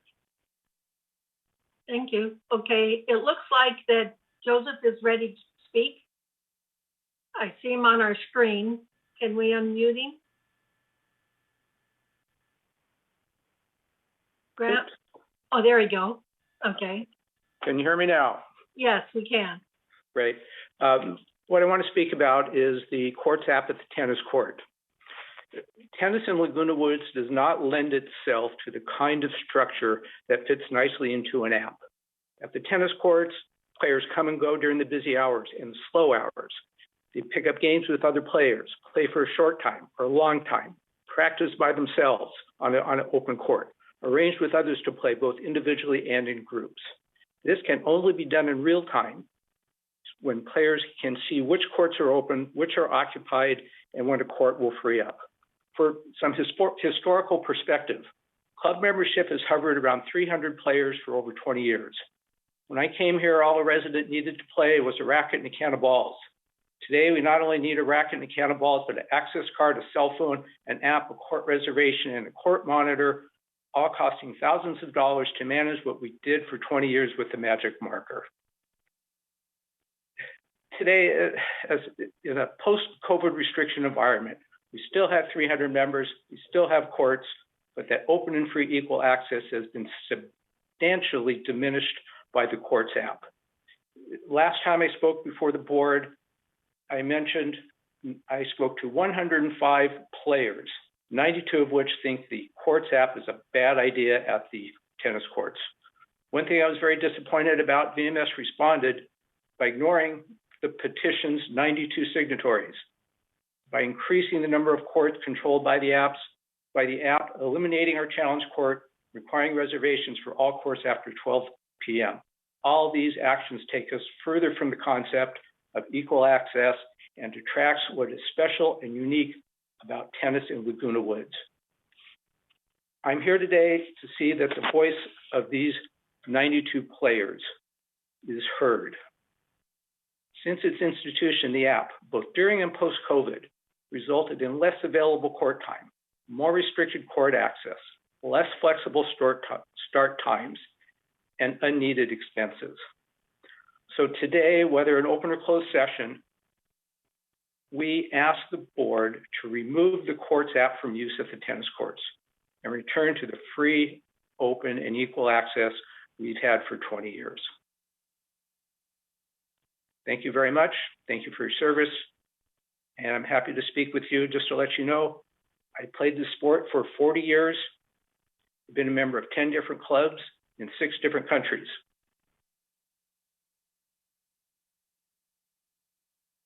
Thank you, Joseph. You're welcome. All right. Okay, John. We do So have. I think what, should I go, Grant, or you want to put somebody else in there first? President Carpenter, we do have some other resident comments. Would you rather Director Pearlstone speak first? Yes. So to give a little response to Mr. Italiano, I've been in communication with him, and I think his points are all valid. If this idea moved forward, we would take a very close, CAC would take a very close look, and can still do so, but with more of an intent in mind. Because if every person who was using an app justified that the old way was better, we're talking about a gigantic expense over time that we're incurring. So there has to be a balance, and that's what strategic planning would be sending the message, not doing the work, and not even the ones they have to report to, but it just needs to find the best opportunities to use online services, and perhaps courts is not it for tennis. Maybe there's things within courts that we don't know, or maybe they should just have manual operations in tennis. Those can be converted to financial analysis that board members could then make a decision instead of what somebody likes or doesn't like. So that's where I would hope to see that go. And again, CAC can do that work, but in the context of achieving a measurable objective for resident services, I think you get a lot more value for the time spent. You know, a couple other wrap-up comments. Director Dodson made her comment about we're already working on this in vacuums. That's what happened with Clubhouse 3. That's what happened with Clubhouse 1, and going back a ways in Clubhouse 2. When you look at things in isolation, you don't see the big picture. You don't realize how other things might integrate. That is the exact purpose of strategic planning, is to have that global look and say, wait, before you move ahead on this, think about that. You know, because one department won't always see what another is doing, but a CEO does see it, and he's part of strategic planning and might be able to give those visions plus all the, important board members that are part of the input committee as well. In terms of strategic planning, this was already discussed at length that we did strategic planning as a community in 2018. Many of you were there. I recognize your faces. Nothing came of it. Nothing. There were some efforts to chart and to progress and nothing meaningful that we could point to today really came from it. There might be some response by staff that would prove me wrong, but nothing measurable and quantitative and that really has provided savings to the community, as our assessments would clearly prove. So the point being that I don't want, as the head of strategic planning, I said this the day the committee started, I am not going to go conventional strategic planning day one when we've proven with prior efforts that will not be effective due to our massive conglomeration of boards and input and opinions. We need to prove that there can be consensus on a smaller scale and then expand that into a comprehensive strategic planning program once we know how to get that consensus on things we've proven. So the continual concepts that we haven't talked about strategic planning on a global basis, that is the purpose of the committee. The meetings have been public, and it's just wrong to bring it up here and say that we're not doing strategic planning. This was always the intent. It was voted on unanimously to take this approach so we could bring the community something measurable and then see if strategic planning made sense. And I've said since day one, and I'll end with this, I'm happy to step down as that committee chair if that doesn't make sense to others who think they can do better. But we do have a history of not seeing strategic planning on a global basis get anywhere. I was trying to bring something measurable and productive and move it forward over time. Are there any other comments? Yes, there is Richard Rader, which is to speak. Okay.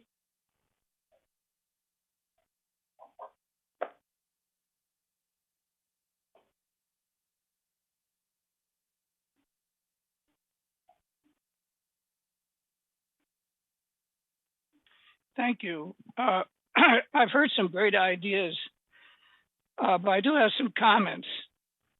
It was mentioned possibly that we would offer a discount as an incentive to purchase Clubhouse 3 tickets. I might suggest that you get some input from those clubs that sponsor Clubhouse 3 events. What if they do not agree with this proposal? I can imagine they may raise prices to cover the loss of revenue due to any discounts. Another thought is reserving rooms online. I think that's very interesting. However, many residents have lots of questions when they're reserving a room in person. And also, very important things are pointed out during in-person reservations that otherwise the resident may overlook and could lead to future misunderstandings. I wonder how online reservations will be able to handle this.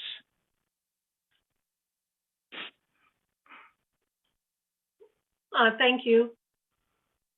We do have some written comments from Teresa Frost. The comments are, I have never waited more than 2 minutes when I call, just lucky. And also, what are the goals that the strategy is aligning to? Does everyone agree with a set of goals?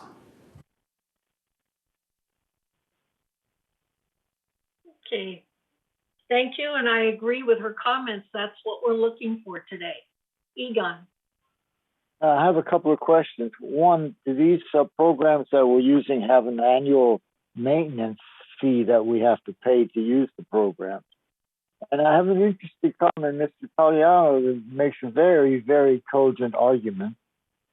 And so I have a question of this. Suppose the tennis people all got together and said, we're not going to use courts. Does that mean that all the courts, the tennis courts, will then be out of commission? In other words, will they not be able to play tennis if they don't go through courts? Those are two questions. One, is there a maintenance fee on each of these programs? And two, if something is not reserved, is it then off limits? Thank you.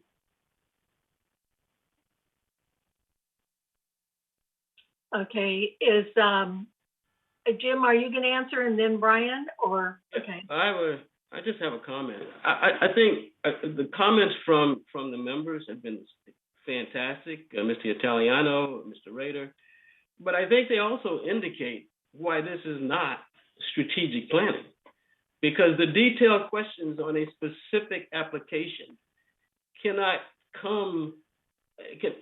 be considered strategic in nature. These things have to be ironed out.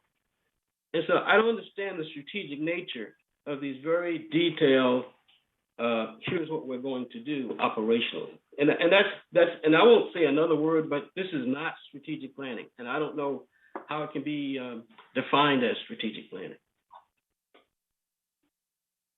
Okay, who is next? I'm sorry. Oh, Brian? Okay. Yeah, I can just answer those two questions that Mr. Gardhofer has. So there is a monthly fee in regards to the court's reservation system, as well as for the pickleball and for the swimming. So we do pay a monthly charge on that. In regards to the Ticket Pro, there's not, it's basically you just purchase the software program outright. So there's really no additional, charges that are associated with it. There is an annual charge for the 4-Up program. So it just depends on the service provider. ActiveNet, for example, does have an annual charge that we do pay.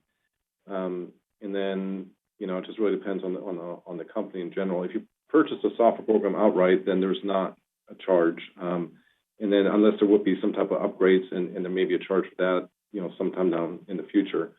In regards to the tennis courts, if nobody reserves them, so currently we only have 5 of the courts reservable in the mornings. It's still drop-in based. People can still come down. They can still sign up on the board like they did in the past.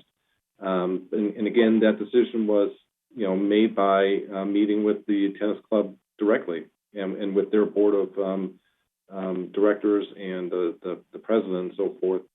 And that was their recommendation, was to move to having 5 courts reservable and 5 courts not reservable. And those who are not reservable, obviously, they would fall in line with how they played in the past. I also want to point out that we do have a lot of residents who are not part of the tennis club, that they do like to come down and have that ability to reserve a court for if they have a friend over or family member over.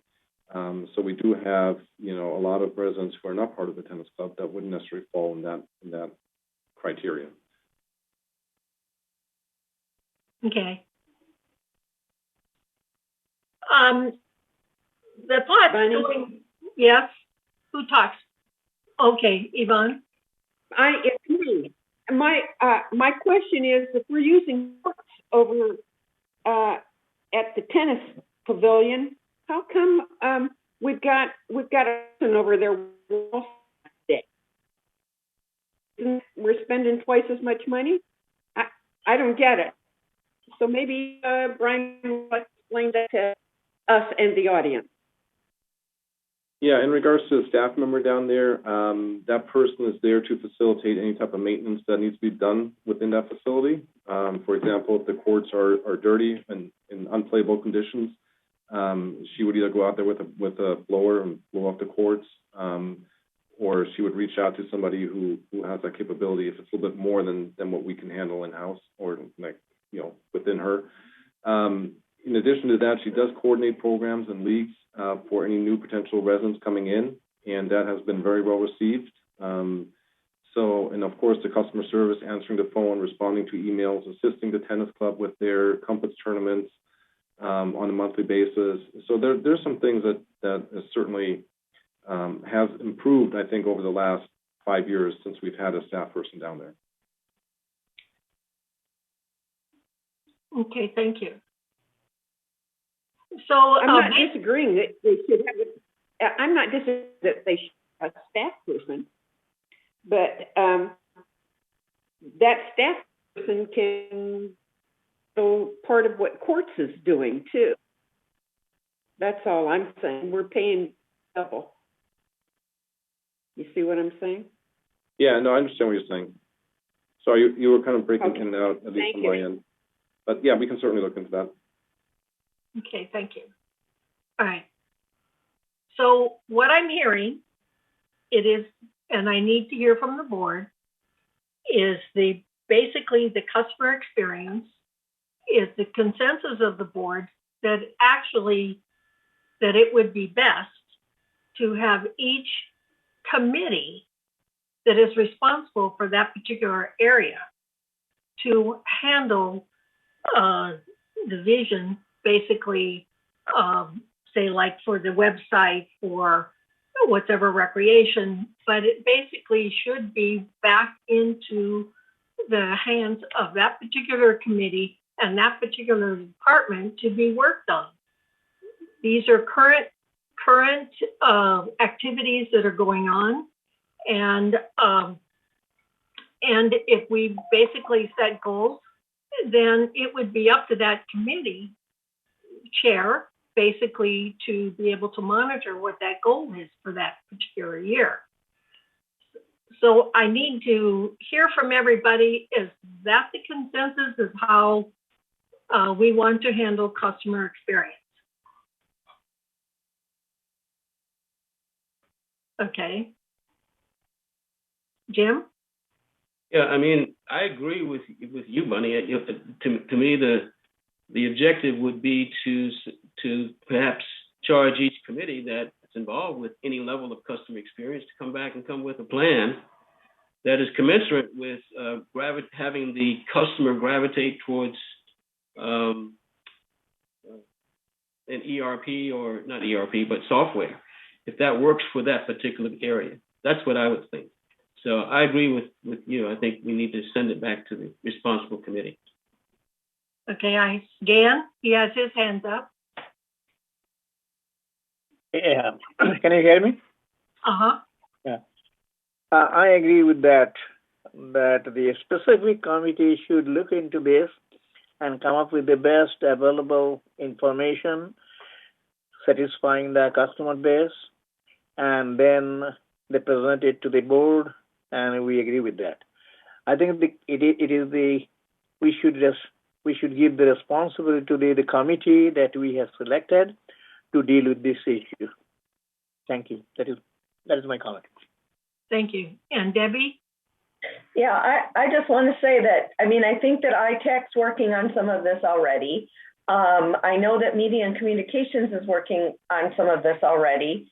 So I feel like if they're tasked with coming up with these solutions, and I think I brought this up once before, but I didn't really push it.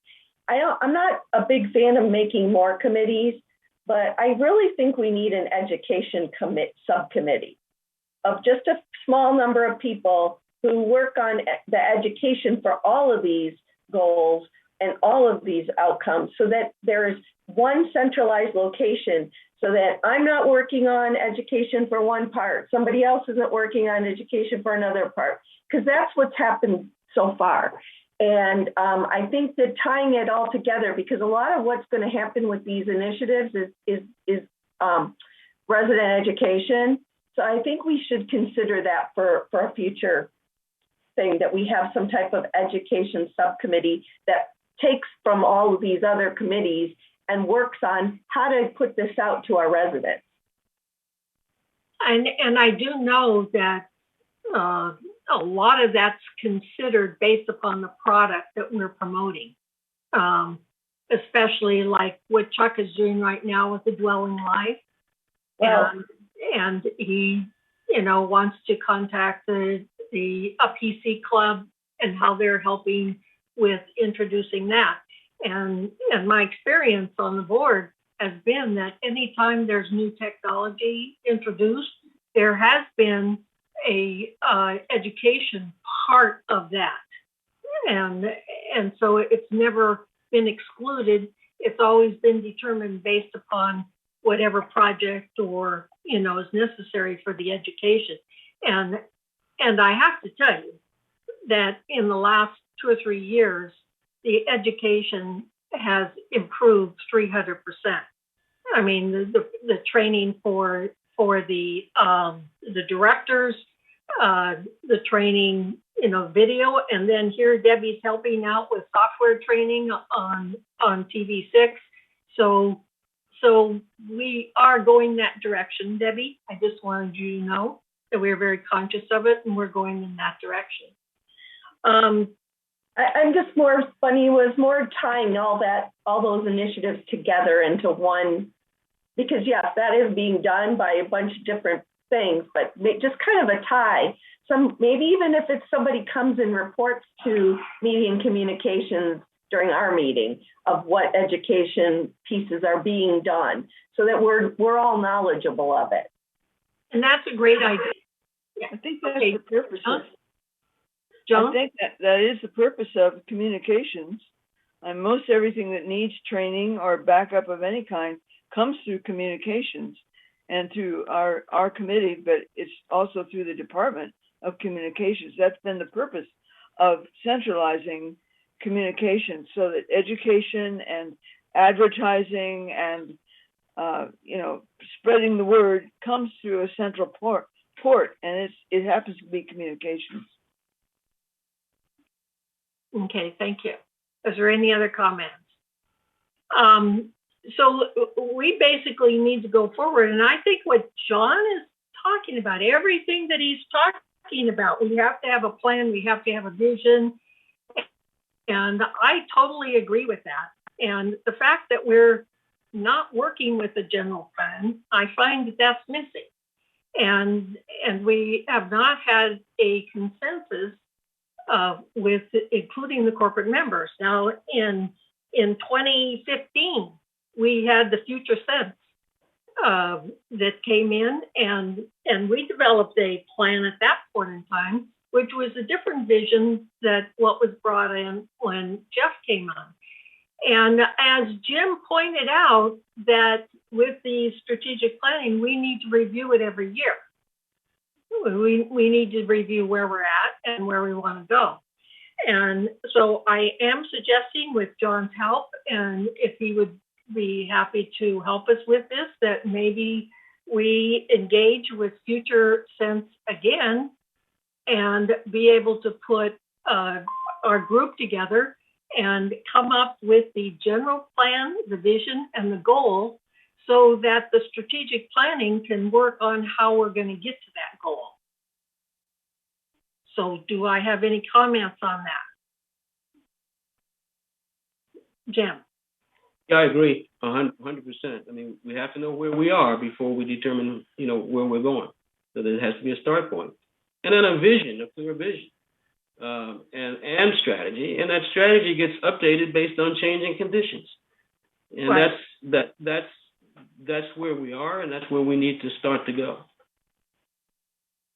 And I really, I just want John to appreciate that I appreciate every effort and every work that he's putting into this.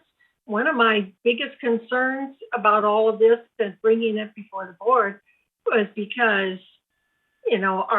our residents scare a lot, and if you start talking about repurposing land and taking away this and building that and all that kind of thing, this scares them. And so if we come together and we develop what that general plan is, and I looked at Walnut Creek, they have published on their website what their general plan and vision is. I'd sort of like to do something like that. So, Jeff? Thank you, Bunny. To your point that you were making right there, I just wanted to mention that, and really just because of COVID, we did the strategic plan with all of the boards. Everybody participated on the boards, the executive committees and all of the elected representatives from the key officers from the boards were in that strategic plan that we did.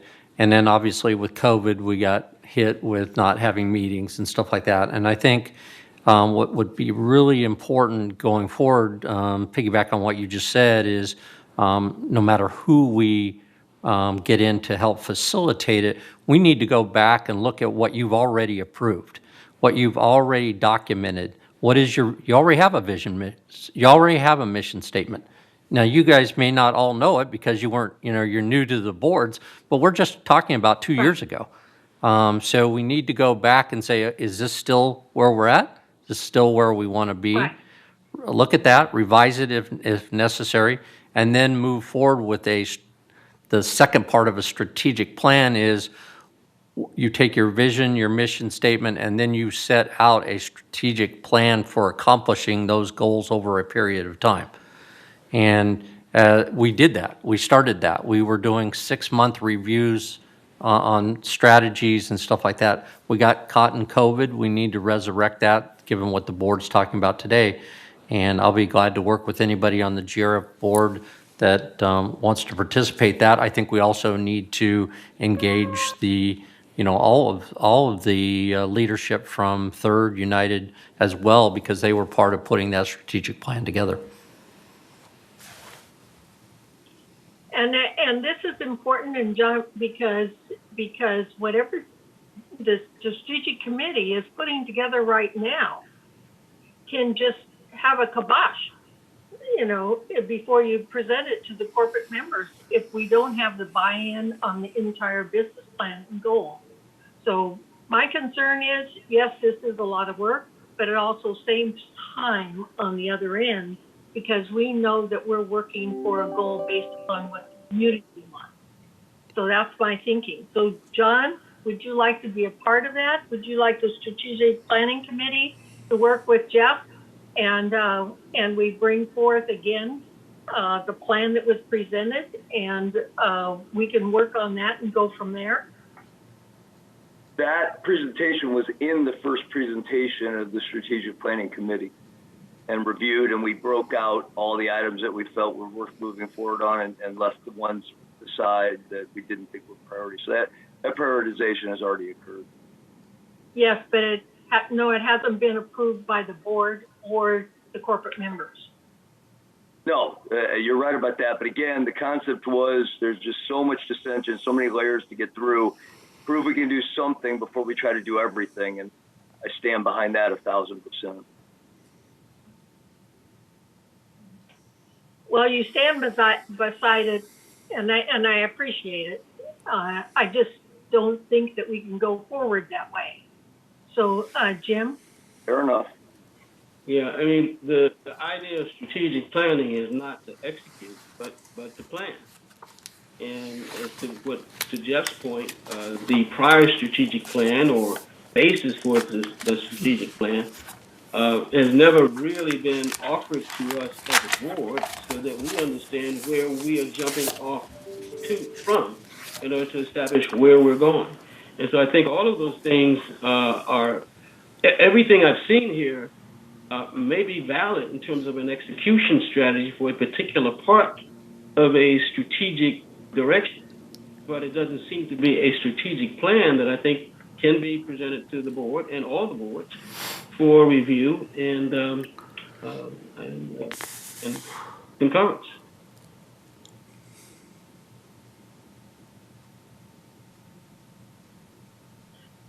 Okay, thank you. Is there any other comments on that? President Carpenter, we do have a resident comment, but they would be speaking for the second time. I'm not sure if you want to recognize them. And who's that person? It's Joseph Italiano. Okay. Okay, I will bring him in.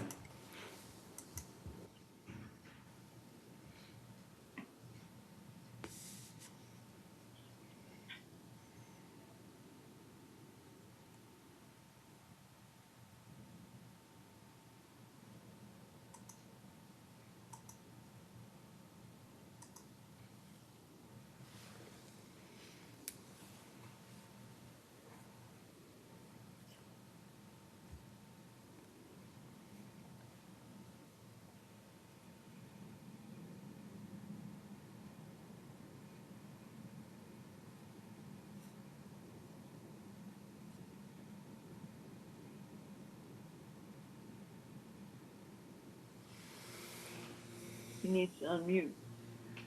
Right. While he unmutes, there is a comment from Teresa Frost also that says, I really like what Bunny is saying about the vision, mission, and goals, socialized, then put into action strategically. Thumbs up. Thank you. Can you hear me now? Yes. Well, thank you. Two things. One of them is Brian's comments regarding the Laguna Woods Tennis Club Board of Directors, as he is trying to follow what they say. 9 of the signatories to the petition are either current or former board members. There's hardly a consensus in that group to move forward with the court's app. It bothered me to no end because I attended their last meeting. And I spoke, much as I have spoken to you today, about the tradition of the tennis club, about the open and free access, and also about the petition. Those comments were not put in the minutes. Not only were they not put in the minutes, they tried to keep me from speaking, which bothered me to no end. The second issue, and this was a gentleman who spoke about golf, and he was a single golfer, and he was now unable to play because of the golf reservation system. Tennis is very much like that. People come down to the courts, they find players, they find an open court, and they play. People come down in groups too. People arrange to play before, and then they go down there, and typically there's an open court. So in the end, courts is a bad idea for the tennis courts.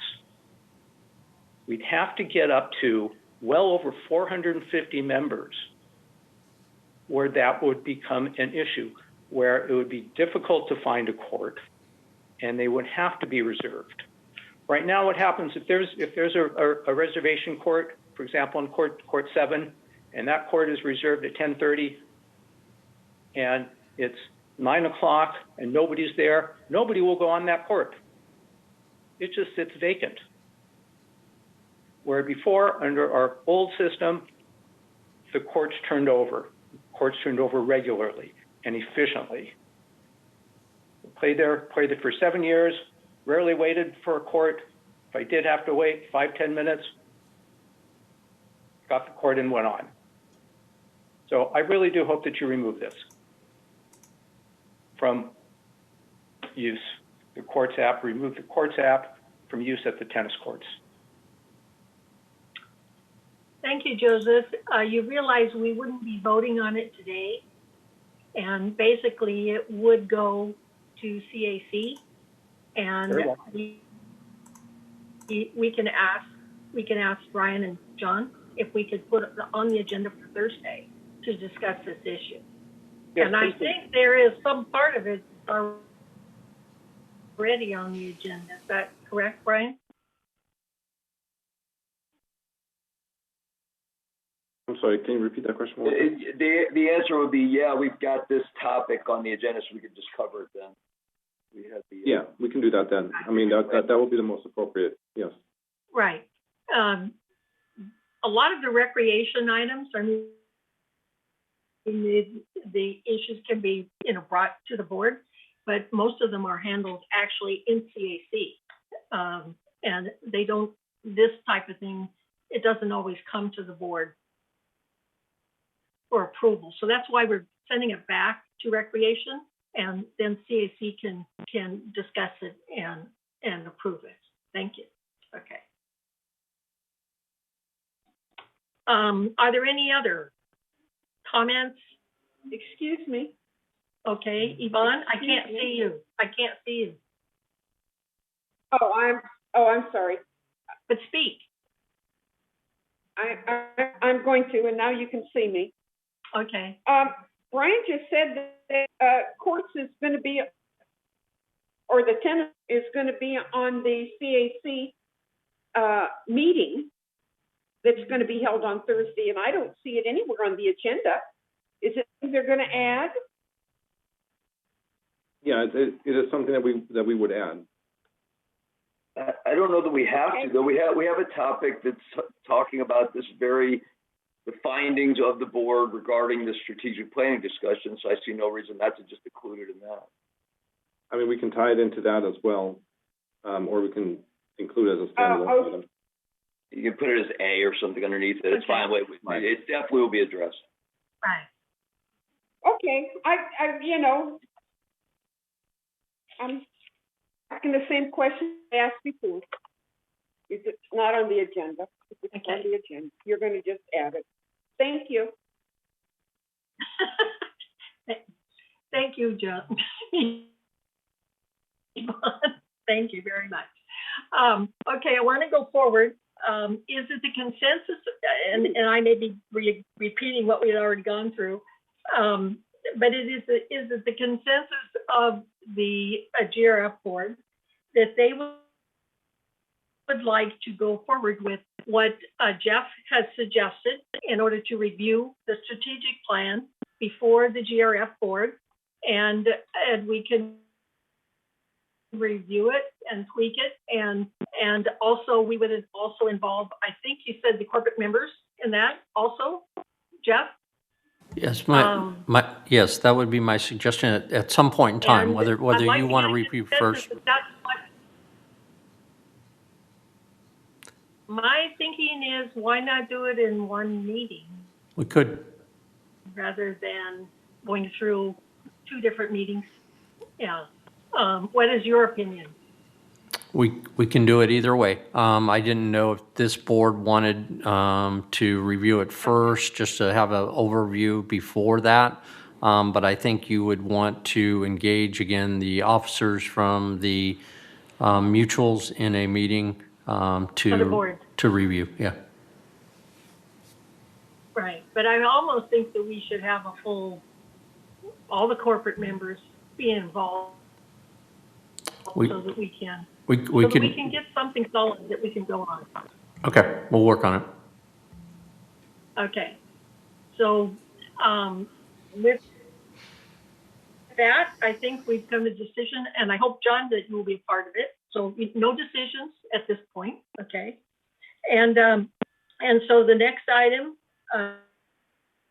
that we have is to entertain a motion to approve Restaurant 19 MBT Restaurant Ventures Bar Furniture donation of 33 bar stools and 6 tables.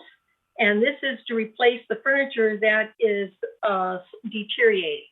So just to make a comment, and Brian can chime in here, but I just want you to know that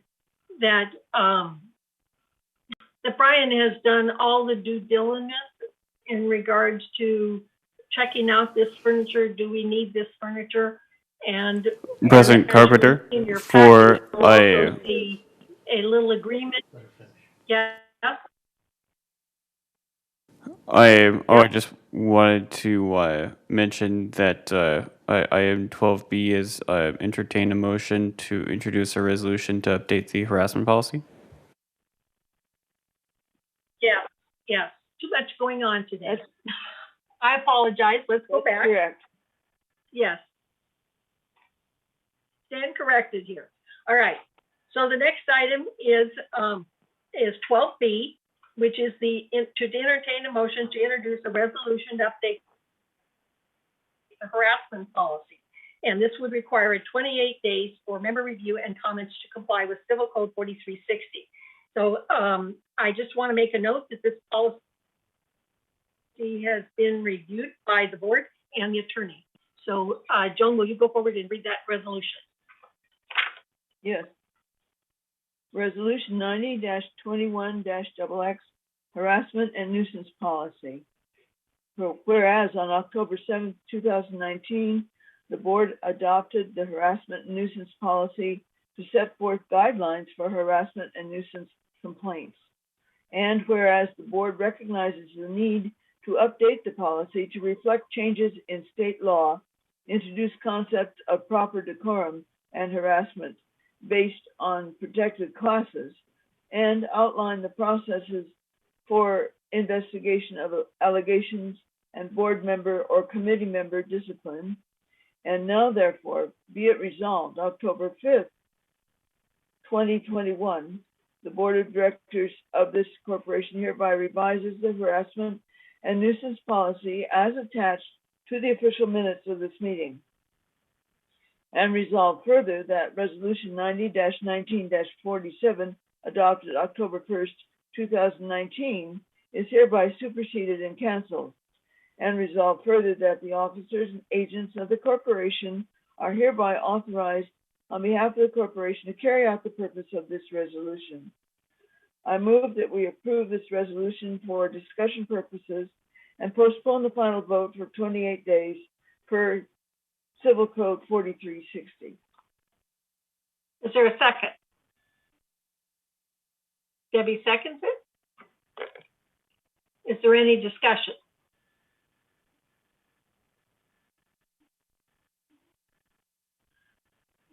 Go ahead. Richard Rader wanted a question on the discussion. Okay. All right, I can bring him in.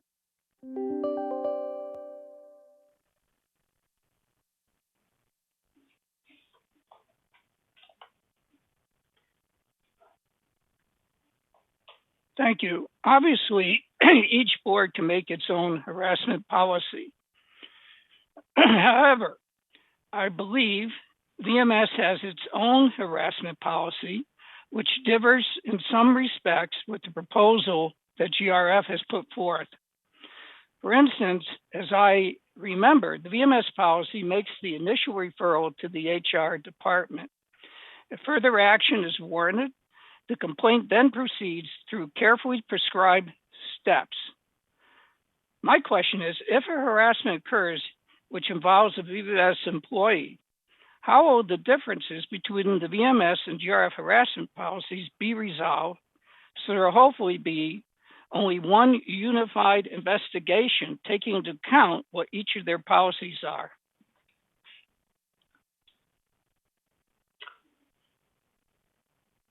So can I comment on that? You know, I have worked really close with VMS and with their harassment policies and with our harassment policies. And the intent is when we approve our policies that we will also review this with VMS. But I can guarantee you, no, I can't guarantee you, but the intent is basically that nothing conflicts. There's no conflicting process. If the resident is having a complaint, then he needs to go, or he or she needs to go to compliance. If an employee has a complaint, then that person needs to go to HR, because we want to make sure that there is an investigation if it's necessary, and the investigation is still done by staff and security, but sometimes there needs to be hired a third party to determine, you know, whether or not the value of the complaint. So I hope that in this harassment policy that it explains all of that. But again, we will review it with VMS so that we are all in sync as to what the processes are. And that was the purpose of this harassment policy, to be able to determine what the process is, because none of the policies before, 3-4 years ago, had anything about how we were going to go forward or what the process was. Okay, Egon? I have one question. Are the policies of harassment as seen by VMS and the policies of harassment as seen by GRF pretty much in sync with respect to, you know, the things that are considered to be harassment? I think Siobhan can answer that. Yes, Director Hoffner. I'm sorry, I used the wrong microphone. Yes, they are consistent. They're not exactly the same, but they're very consistent.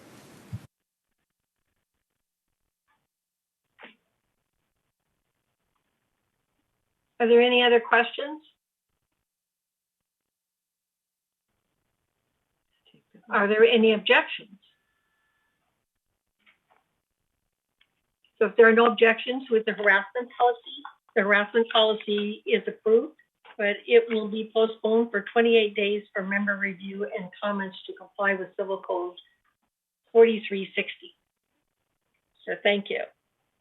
So the next item, and this is the third time I mentioned it, because I just wanted to see this get approved, is the donation made by 19 Restaurant for bar stools and for tables to replace the furniture that is there now that is showing to be a little dilapidation and wear and tear. I should say wear and tear. So I'm going to let Brian speak so that he can let everyone know what he did as far as the due diligence and what he recommends at this point in time.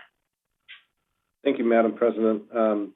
So the Village Greens Clubhouse was renovated or reconstructed, I should say, in 2011. And at that time, and I'm not sure if that included new new furniture or not, but over the last 10 years, obviously the bar and the restaurant itself does get quite a bit of heavy use from our residents and their guests who enjoy the food over there and the setting. And it was brought to our attention that the bar furniture is kind of falling apart, so to speak. It does definitely show some heavy wear and tear. We did replace the actual dining room furniture back in 2018. However, the bar furniture was not replaced, so that would include the tables and the chairs that they have down there. The current operator, MBT Restaurant Ventures, is offering to purchase and to donate new furniture that would include 33 bar stools and 6 bar tables, which is basically what is currently there. So there's no expansion of additional chairs or tables. It's just a replacement of what is currently there. And we do have a agreement form, a donation agreement put together by legal that would allow the board to go ahead and move forward if the board does accept the donation from the current operator there.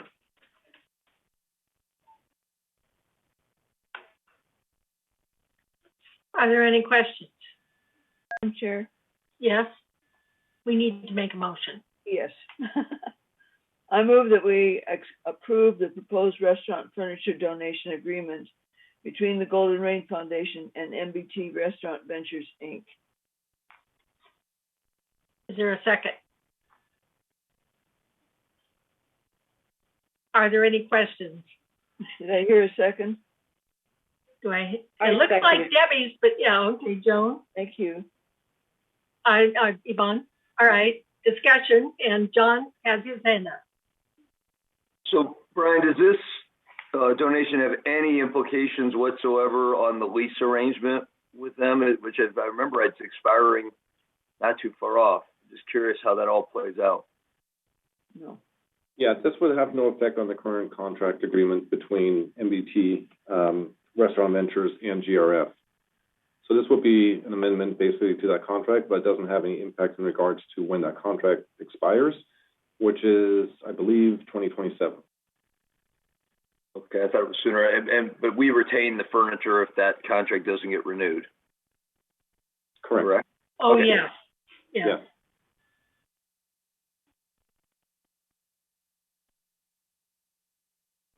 Egon? Yeah, there's a couple of things I don't understand. First of all, so this says there's no cost to GRF. Hopefully that's correct. What does it mean that this furniture is worth $30,000? If it's being donated because it's in bad shape, it's not worth $30,000. Was that the purchase price back whenever they bought it? And why is that number in there?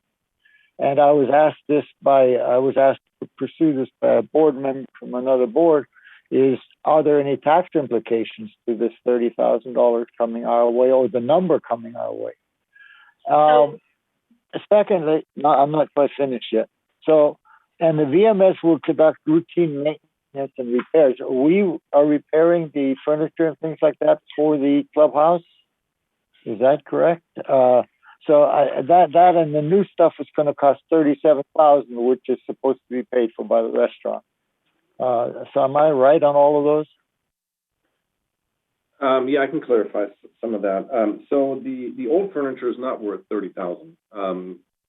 The new furniture actually costs $30,686.80. And we do maintain our equipment if it does need some type of repair. For example, at the other facilities, if there's a chair that has a tear, we would go ahead and reupholster it. So we do conduct routine maintenance on our equipment, yes. And what was the other question, Egon? I mean, the value, yeah, the value of it is $30,000 because he has not purchased this yet. He has not purchased. He will only purchase it, yeah, after we approve the donation. Right. Okay. I don't recall what the other question was. In the agreement that we had our lawyer look through, this donation agreement, it basically says that GRF is not responsible or not liable for any of the costs associated with it. So that would include taxes, shipping, anything. Right. Okay. Are there any other questions? If there are no further questions, are there any objections? If there are no objections, the donation by Restaurant 19 for bar stools and tables is approved. Thank you. All right, the next item for business is entertain a motion to approve broadband services increase, and this would entail a postponement of 28 days for member review and comments to comply with Civil Code 4360. So Joan, will you read the resolution? Or do we have a resolution? We do. We have a resolution. Yes, please read it. Resolution 90-21-XX, Digital Cable Services Fee Structure and Tier System. Whereas the Media and Communications Committee has recommended adjustments in the fee schedule to address higher costs for digital access and programming fees.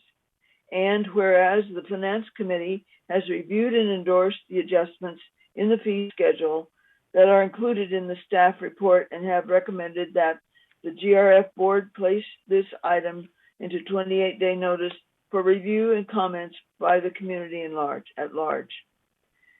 Now, therefore, be it resolved on, and that'll be in next month, the board of directors of this corporation hereby adopts the proposed digital pay tier system fee schedule as attached to the official minutes of this meeting, and resolve further that the officers and agents of this corporation are hereby authorized on behalf of this corporation to carry out this resolution.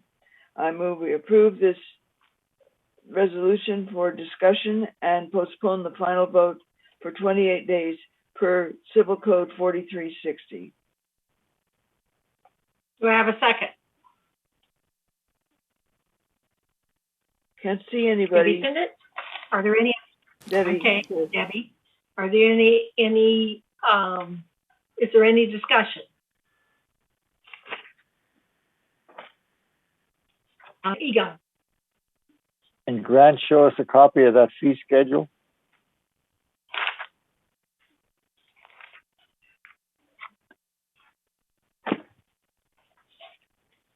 I don't know, Grant, can you? He's looking for the fee schedule, like on the agenda. Page 2 of 7. Okay.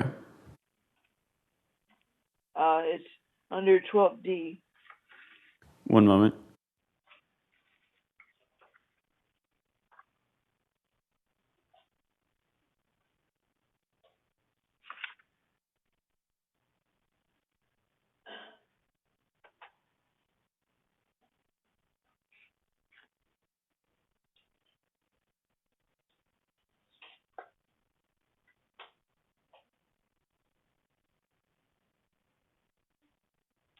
Should have looked at this ahead of time, folks.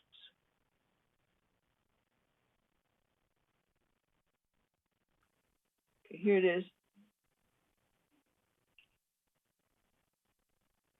Everything is up 5% except for the cable card, which is down 45%. Just notice that.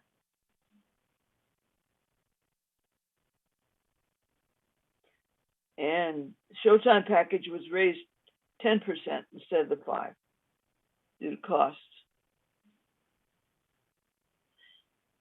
And also keep in mind that these fees are basically because of the costs for broadband. But a person can go to Showtime and stream it and pay less money. They have that option. Hear anybody? Pardon? Are there any questions in regards to the fees? Are there any objections? What is a cable card? Oh, forgot. I have that question too. I don't know what a cable card is. Eileen, are you here? It used to I cost. am. Okay, Yes. can you answer that? Yes, I can. To be honest, it's a bit of an outdated technology, which is why we have quite a few of them in our inventory. But depending on the type of set-top box that a person had and television, it's a basically it's called a card because it's about that size. It's a piece of technology that you can use to receive better access to the network and be able to see more channels. It's something that's really, as smart TVs and things are advancing, they're falling more and more out of favor. And since we have quite a few of them in inventory, it just made sense that we just reduce the cost and try to liquidate what we have left of them.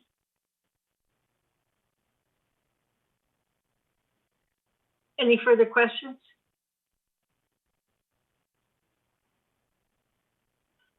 Are there any objections?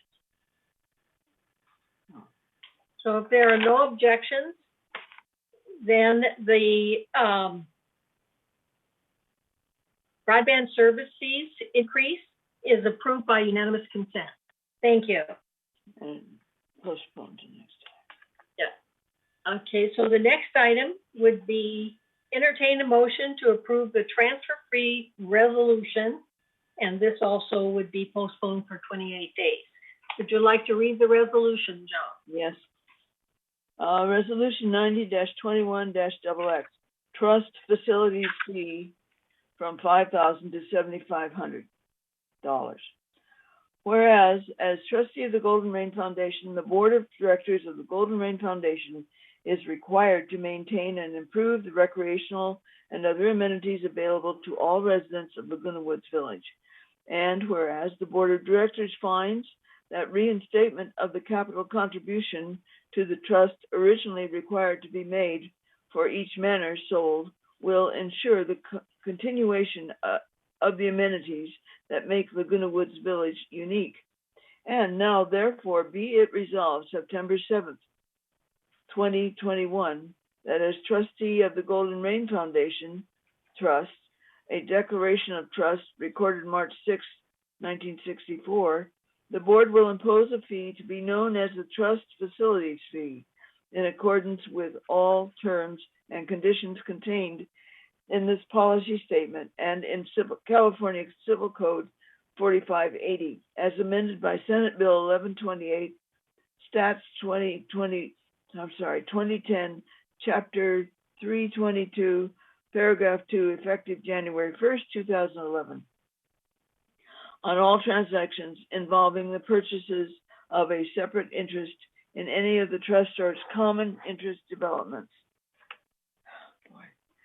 United Laguna Woods Mutual, Third Laguna Hills Mutual, and Mutual 50, each of which is hereinafter known, referred to as a trustor within the city of Laguna Woods as an obligation of the purchaser or purchasers. Effective January 1st, 2022. For purposes of determining effective date, purchase contracts entered prior to January 1st, 2022, in which escrow opens before January 1st, 2022, and closes on or before March 31st, 2022, are determined transactions occurring prior to the effective date. And resolved further, the trust facilities fee will be a fixed amount as provided herein and as determined from time to time by the trustee of the Golden Rain Foundation Trust. The entirety of each such fee, when and as paid by the purchaser or purchasers, shall be deposited into the trust facilities fee fund and shall be applicable to all such transactions, excluding the following transfers of a separate interest. 1. Where ownership of a separate interest is joined between a current beneficiary of a trustor and a non-beneficiary spouse, domestic partner, or other relative of such beneficiary. 2. Where ownership of a separate interest is transferred to a non-beneficiary of a trustor by gift or through inheritance from a beneficiary of a trustor. 3. Where ownership of a separate interest is transferred by a beneficiary of a trustor to a current qualifying resident as defined in the bylaws of each trustor of the separate interest, where the transferor has never been a qualifying resident and has previously paid a trust facilities fee. 4. Where ownership of a separate interest is being transferred to a trust whose settlor or principal beneficiary is the transferor, or to another trust for estate planning purposes. And 5. Where ownership of a separate interest is purchased by a current owner who has held interest in their current interest for at least 1 year. Resolved further, effective with escrows opened or purchase contracts signed on or after January 1st, 2022, the trust facilities fee shall be set at $7,500 for units with a sales price of $150,000 or higher, and at $3,000 for units that sell below $150,000 until modified by the trustee.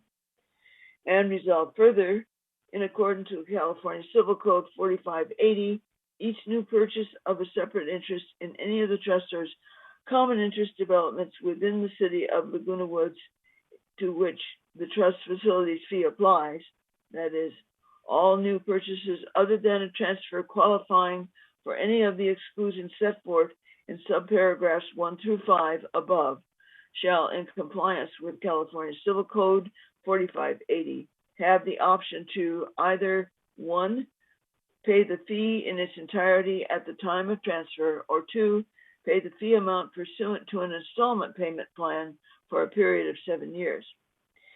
If the purchaser elects to pay the fee in installment payments under the second of the above statutory permitted options, then the trustee may also collect additional amounts not to exceed the actual costs for billing and financing on the amount owed, as set forth below, and in compliance with the Davis-Sterling Act, as the same may be amended from time to time.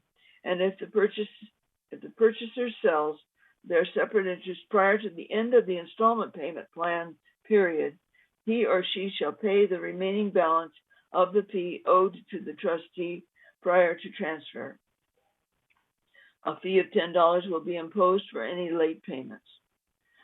The Golden Rain Foundation Board shall assess a one-time fee for the preparation of the promissory note.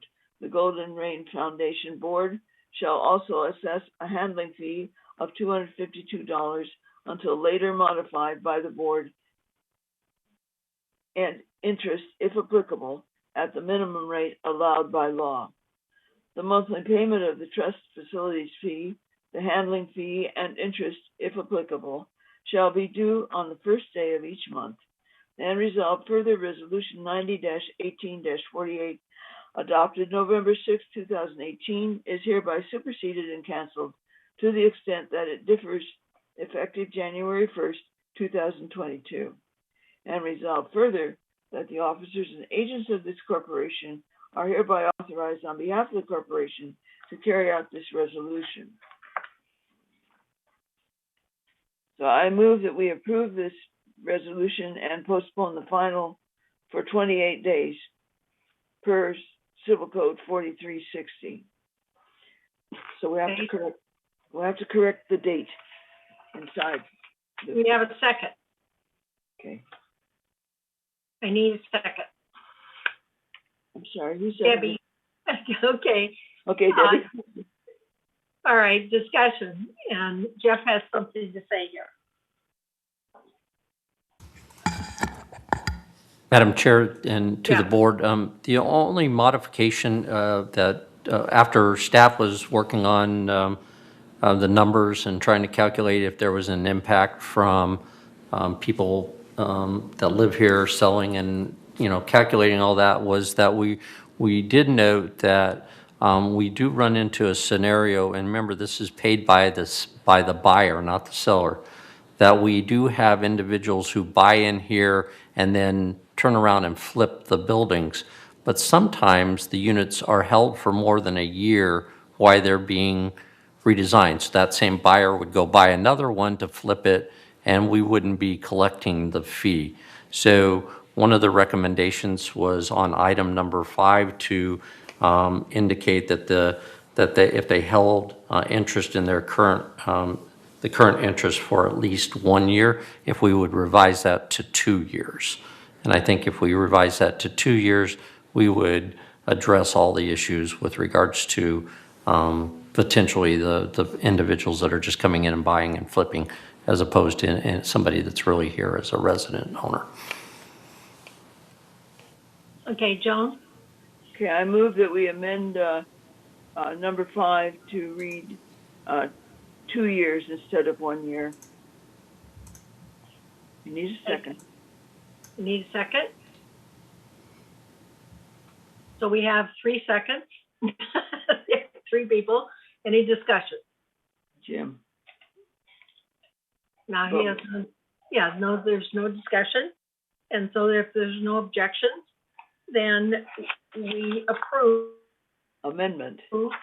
The corrected, no, just the amendment. Amendment, okay, right, the amendment by unanimous consent, and then the main motion. Is there any objections to the main motion? So if there's no objections to the main motion, then it is approved by unanimous consent. So the trust transfer fee resolution is approved with $5,200, and the exception for if someone buys under 150,000, and also where number 5, where the ownership of the separate interest is purchased by our current interest for at least 2 years. Okay. No objections. Okay, so it's approved. Thank you.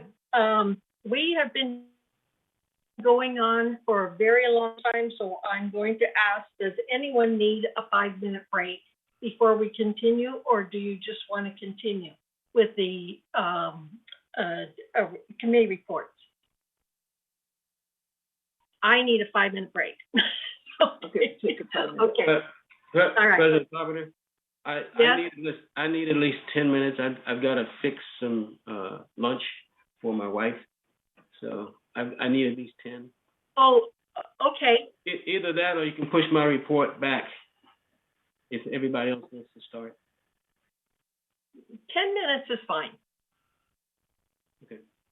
Okay, so it looks like it's 1 o'clock, so 1:10 we come back. Thanks. All right, thank you.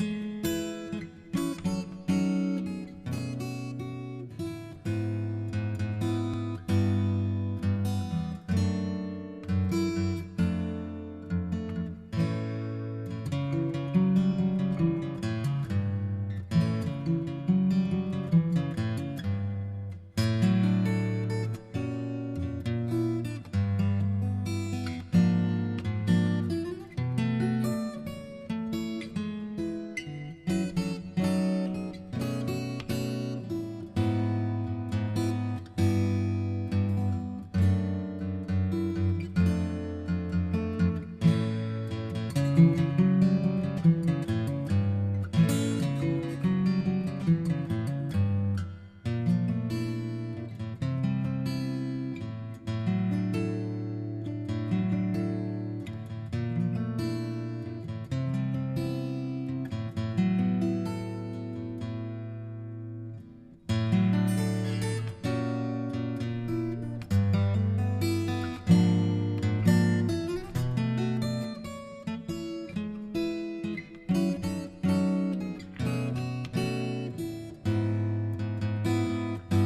I told her to go make that grant set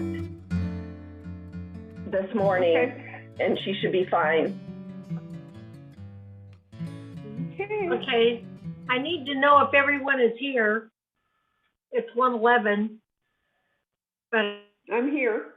I'm not sure who's all here. You're here, Joan, Don, Debbie, Egon, Gan, Yvonne's here. You said that twice. Well, Oh, we have a hearing at 1:30. well, we better For hurry up then. Closed meeting, yeah. Okay, so let's see, that means that we go into the closed meeting right afterwards. Yeah. And those hearings are important. I know. Do we have any more that we have to make a deal, we have to vote on? I think so. No, these are reports. So I'm wondering we should have okay. We should have Jim give his finance report, because that's very important to the community. And so I'm asking if we want to skip the rest of the reports today, because we have a hearing at 1:30 in a closed meeting, and that would give at least people 15 minutes to get some food. What do you think? How long would your report be? That's okay for my report. Jim. I'm going to make my report as brief as possible. 5 minutes, maybe. Okay. Okay. Okay. This is through the reporting period of through July 31st, 2021. The total revenue for GRF is $25.6 million compared to an expense of $23.5 million, resulting in a net revenue of $2,105,000. Of course, we look at the operating fund a little differently. That's without depreciation, and that shows a favorable variance of 864. Bear with me, Grant. We're on the next page. Next chart. Okay. Actually, we're on the third chart. Okay. Sorry for moving so fast. I hope everybody has a copy of that. That copy is available online and on in the meetings. Next is slide 3 shows a chart, same actual with an income statement from the income statement, but it's compared to budget. Okay, and GRF ended the budget better than $1,555,000. Slide 4, please. Now, slide 4 shows the significant variances by category. The green bars represent favorable, and the orange bars represent unfavorable.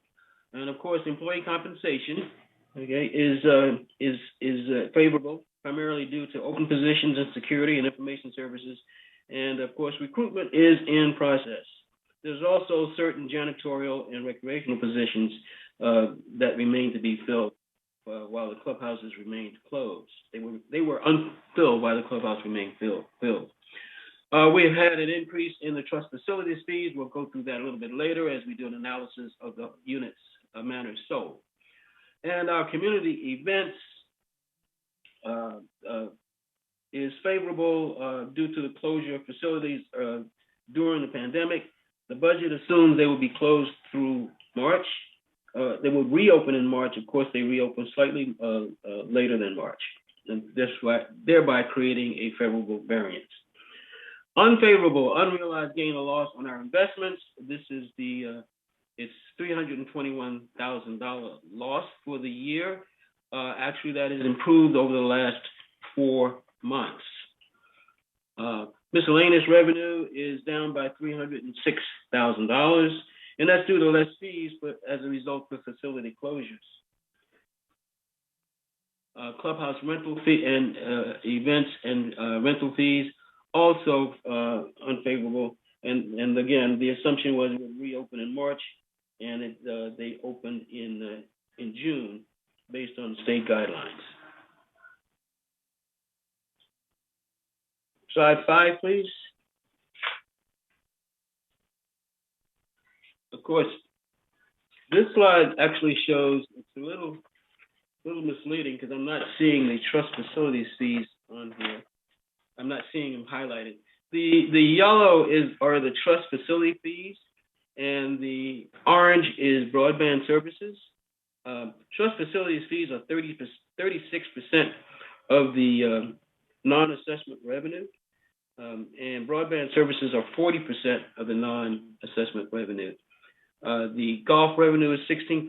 This is basically the usual mix. We'll be updating this chart, I think, in the next presentations. This chart reflects trust facilities fees, which really aren't part of the operating fund. Next, Grant. Okay. Again, this chart looks a little muddled. I think they changed it from landscape to landscape, and it didn't work out quite as expected. Our total expenses were $23,468,817. Okay, of that, 54% were employee and compensated related. Depreciation was 12%. By the way, you can see that 54% is in orange. The gold represents depreciation, and the next largest expense actually was the cable and programming franchise fees, and that is the light green, or it looks like tan, on my computer at least. And then the rest you can see are outside services and then fuel and utilities in terms of our expenses. This is a normal mix, nothing unusual about it. Next chart, please. This chart shows the manors that have been sold this year. And you will note that we're at 562 manors this year. That includes both United and Third. That is 20% higher than 2019, which was the next highest, and actually a whopping 56% higher than 2020. So our progress, or the manors, are selling at an unusually high rate, as is all real estate. It's pretty hot right now. Next chart, please. Okay. This is chart number 8. Chart 8 shows the reserve and contingency funds with adjusted balances. Starting with the first column on the left, the funds have a combined ending balance of $33.7 million. And included in this are total contributions received this year through assessments, trust facilities fees, as well as interest earnings. The second column shows the work in process of $5.5 million, and this reflects the amounts paid for projects that are not yet complete. The third column represents the resulting adjusted fund balance of $28.2 million. Next chart.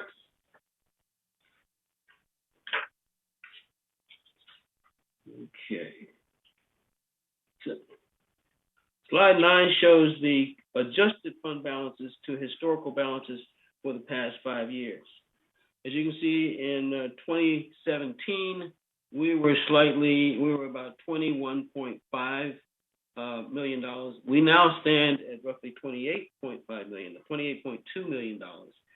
And again, this is in preparation. We're increasing that balance to some degree in anticipation of some future spending, which is in our plan, or at least our projection for the next 5 years. Slide 10, please.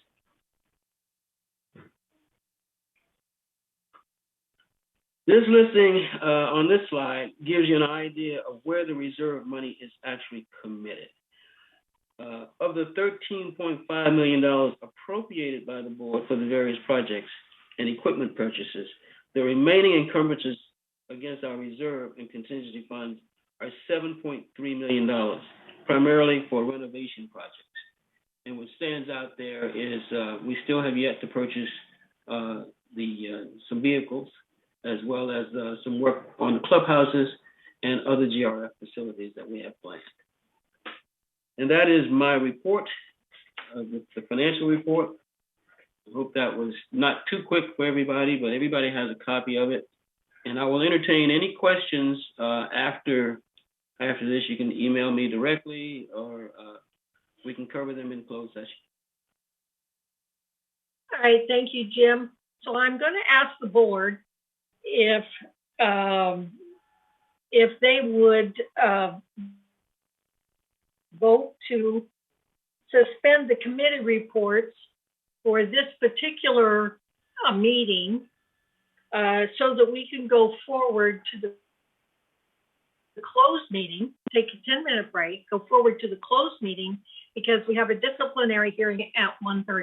So do I have a motion to suspend the committee reports at this point in time? Debbie? I'll motion that we suspend the committee reports at this time. Do I have a second? Second. Second, okay. Are there any objections? So if there are no objections, let's take a 10-minute break and come back, and then we'll start the closed meetings, and then we will have to move the agenda item number 8 of the closed meeting up so that we can hear the disciplinary hearing. Okay, thank you, everybody. Same link, Bunny? Same link or different link? No, same link. Okay. Different link. There will be a different Thank link you. for closed. Different link. Oh, there will. Okay. Oh, okay, so we got to leave. Really, is that right? That means that we have to leave and come back. Grant, did you send that in our email to Yes. us, that other link? Yes. Okay, thank you. Thank you. All right. Okay, so leave.